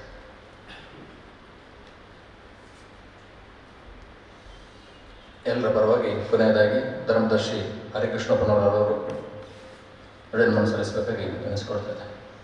ಆತ್ಮೀಯ ಬಂಧುಗಳೇ, ಡಿಸೋಜರ ನಮ್ಮಲ್ಲಿ ಇಲ್ಲ, ಆದರೆ ನನಗೆ ಭಾಳ ಆತ್ಮೀಯ ಸಾಹಿತ್ಯದ ಬಗ್ಗೆ ಭಾಳಷ್ಟು ಮಾತಾಡ್ತಾ ಇದ್ವಿ. ಯಾವಾಗಲೂ ಸಿಕ್ಕಿದಾಗ ಕೂಡ ನಾನು ಪುಸ್ತಕ ಕೊಂಡುಕೊಂಡು ಆಡಬೇಕು, ಅವರಿಂದ ಪುಸ್ತಕ ಕೊಟ್ಟರೆ ನಾನು ಹಣ ಕೊಡೋದೇ ತಿಳ್ಕೊಳ್ತಿರಲಿಲ್ಲ. ಕೊಂಡುಕೊಂಡು ಆಡಬೇಕು ಅಂತ ನಾನು ಯಾವಾಗ ಹೇಳೋದು ಅಂತ ಮಹಾನ್ ವ್ಯಕ್ತಿ. ಅವರು ಪರಿಸರದ ಬಗ್ಗೆ ಯೋಗಾಸ ಮಾಡಿದ್ದಾರೆ, ಮಕ್ಕಳ ಸಾಹಿತ್ಯದ ಬಗ್ಗೆ ಕೆಲಸ ಮಾಡಿದ್ದಾರೆ, ಹಿರಿಯ ಸಾಹಿತಿಯಾಗಿದ್ದಾರೆ ಅಂತ ಮಹಾನ್ ಅಂಶ. ಕೊರೋನಾ ನಂತರ ನನಗೆ ಹೆಚ್ಚಿಗೆ ಅವರ ಸ್ವಲ್ಪ ಕಮ್ಮಿ ಆಗಿತ್ತು. ಅಷ್ಟರವರೆಗೆ ಪುಸ್ತಕ ಬರೀತಾ ಇದ್ರು ಅವರು, ಸ್ವಲ್ಪ ಕಮ್ಮಿ ಆಗಿತ್ತು. ಆದರೆ ಅವರು ನಮ್ಮನ್ನು ಅಗಲಿದ ಕನ್ನಡ ನಾಡಿಗೆ ಒಂದು ದೊಡ್ಡ ನಷ್ಟ ಅಂತ ಒಂದು ನಷ್ಟ ಬಂದಿದೆ. ಅವರ ಕುಟುಂಬಕ್ಕೆ ಸಚಿವರು ನಮಗೂ ಕೂಡ ಅವರನ್ನು ನೆನೆಸಿಕೊಳ್ಬೇಕು. ಯಾಕಂತ ಹೇಳಿದ್ರೆ ನಮ್ಮ ಸಾಹಿತಿ ಕನ್ನಡದ ಬಗ್ಗೆ ಮಾತ್ರ ಅಲ್ಲ, ಪರಿಸರದ ಬಗ್ಗೆ ನಮ್ಮ ಕರ್ನಾಟಕದ ಏಳಿಗೆ ಕೆಲಸ ಮಾಡಿದ್ದಾರೆ. ಅವರು ಮಾಡ್ತಾ ಇದ್ರು, ಯಾವುದೇ ಅಹಮಿಲ್ಲ, ಎಲ್ಲಿ ಬೇಕಾದರೂ ಒಂದು ಮಳೆ ಮಾತಾಡ್ತಾರೆ. ಯಾಕಂದ್ರೆ ನಾನು ದೊಡ್ಡ ಮನುಷ್ಯದ್ದು ಮಸ್ತು ಕಾಲದಲ್ಲಿ ಬರೆದಿದೆ ಅಂತ ಅಹಮಿಲ್ಲ ಅಂತ ಮನುಷ್ಯ ನಮ್ಮಲ್ಲಿಲ್ಲ. ನಮ್ಮ ವ್ಯಕ್ತಿಗೆ ನಮನ ಸಲ್ಲಿಸಿ ದೇವರು ಅವರ ಆತ್ಮಕ್ಕೆ ಶ್ರೀಕಾಂತ ನೀಡಲಿ ಅಂತ ಪ್ರಾರ್ಥಿಸ್ತೇನೆ. ಬಂಧುಗಳೇ, ತವಳವನಾಡಿನ ಜನರು ಅಥವಾ ಕರಾವಳಿ ಜನರು ಒಂದು ಆದರ್ಶ ವ್ಯಕ್ತಿತ್ವವನ್ನು ಹೇಗೆ ಗೌರವಿಸ್ತಾರೆ ಅಂತ ಹೇಳುವಂಥದ್ದಕ್ಕೆ ಇವತ್ತಿನ ಕಾರ್ಯಕ್ರಮದ ಸಾಕ್ಷಿ. ಅದೇ ನಾವು ಅವರಿಗೆ ಸಲ್ಲಿಸಿದ ದೊಡ್ಡ ಗೌರವ ನಮನ. ಒಂದು ಜಾತಿಗೆ, ಒಂದು ವ್ಯವಸ್ಥೆಗೆ ಸೀಮಿತವಾಗಿರದೆ ಎಲ್ಲರಲ್ಲೂ ಒಂದು ಸಾಧಕತೆ, ಶ್ರೇಷ್ಠತೆಯನ್ನು ಕಾಣುವಂಥದ್ದು. ಬಹುಶಃ ನಾವು ಇಷ್ಟೇ ರೀತಿಯಲ್ಲಿ ಗೌರವ ಸಲ್ಲಿಸ್ಬೋದು ಅಂತ ಎಲ್ಲ ಹಿರಿಯರ ಸಮ್ಮುಖದಲ್ಲಿ ಹೇಳುವಂಥದ್ದು. ಒಳ್ಳೆಯ ವಿಚಾರ ಬಂತು. ಅವರ ಸಾಹಿತ್ಯದ ಕೃತಿಗಳು ಎಲ್ಲ ವಿದ್ಯಾಸಂಸ್ಥೆಗಳಲ್ಲಿ ಇರಬೇಕು. ಒಳ್ಳೆಯ ವಿಷಯ, ದೊಡ್ಡ ನುಡಿ ನಮನ. ಧರ್ಮಕ್ಷೇತ್ರ ಬಗ್ಗೆಯೂ ಹೇಳಿದರು, ಆದರೆ ಅದು ಸರಿಯೇ. ಸಾಹಿತ್ಯದ ಅವರ ಒಬ್ಬ ವ್ಯಕ್ತಿಗೆ ಸಲ್ಲಿಸುವಂಥ ಗೌರವ ಮತ್ತು ಶಾಶ್ವತವಾಗಿ ಮೂರ್ತಿ ಸ್ಥಾಪನೆ ಬೇಕೋ ಬೇಡೋ ಅದು ಬೇರೆ ವಿಷಯ.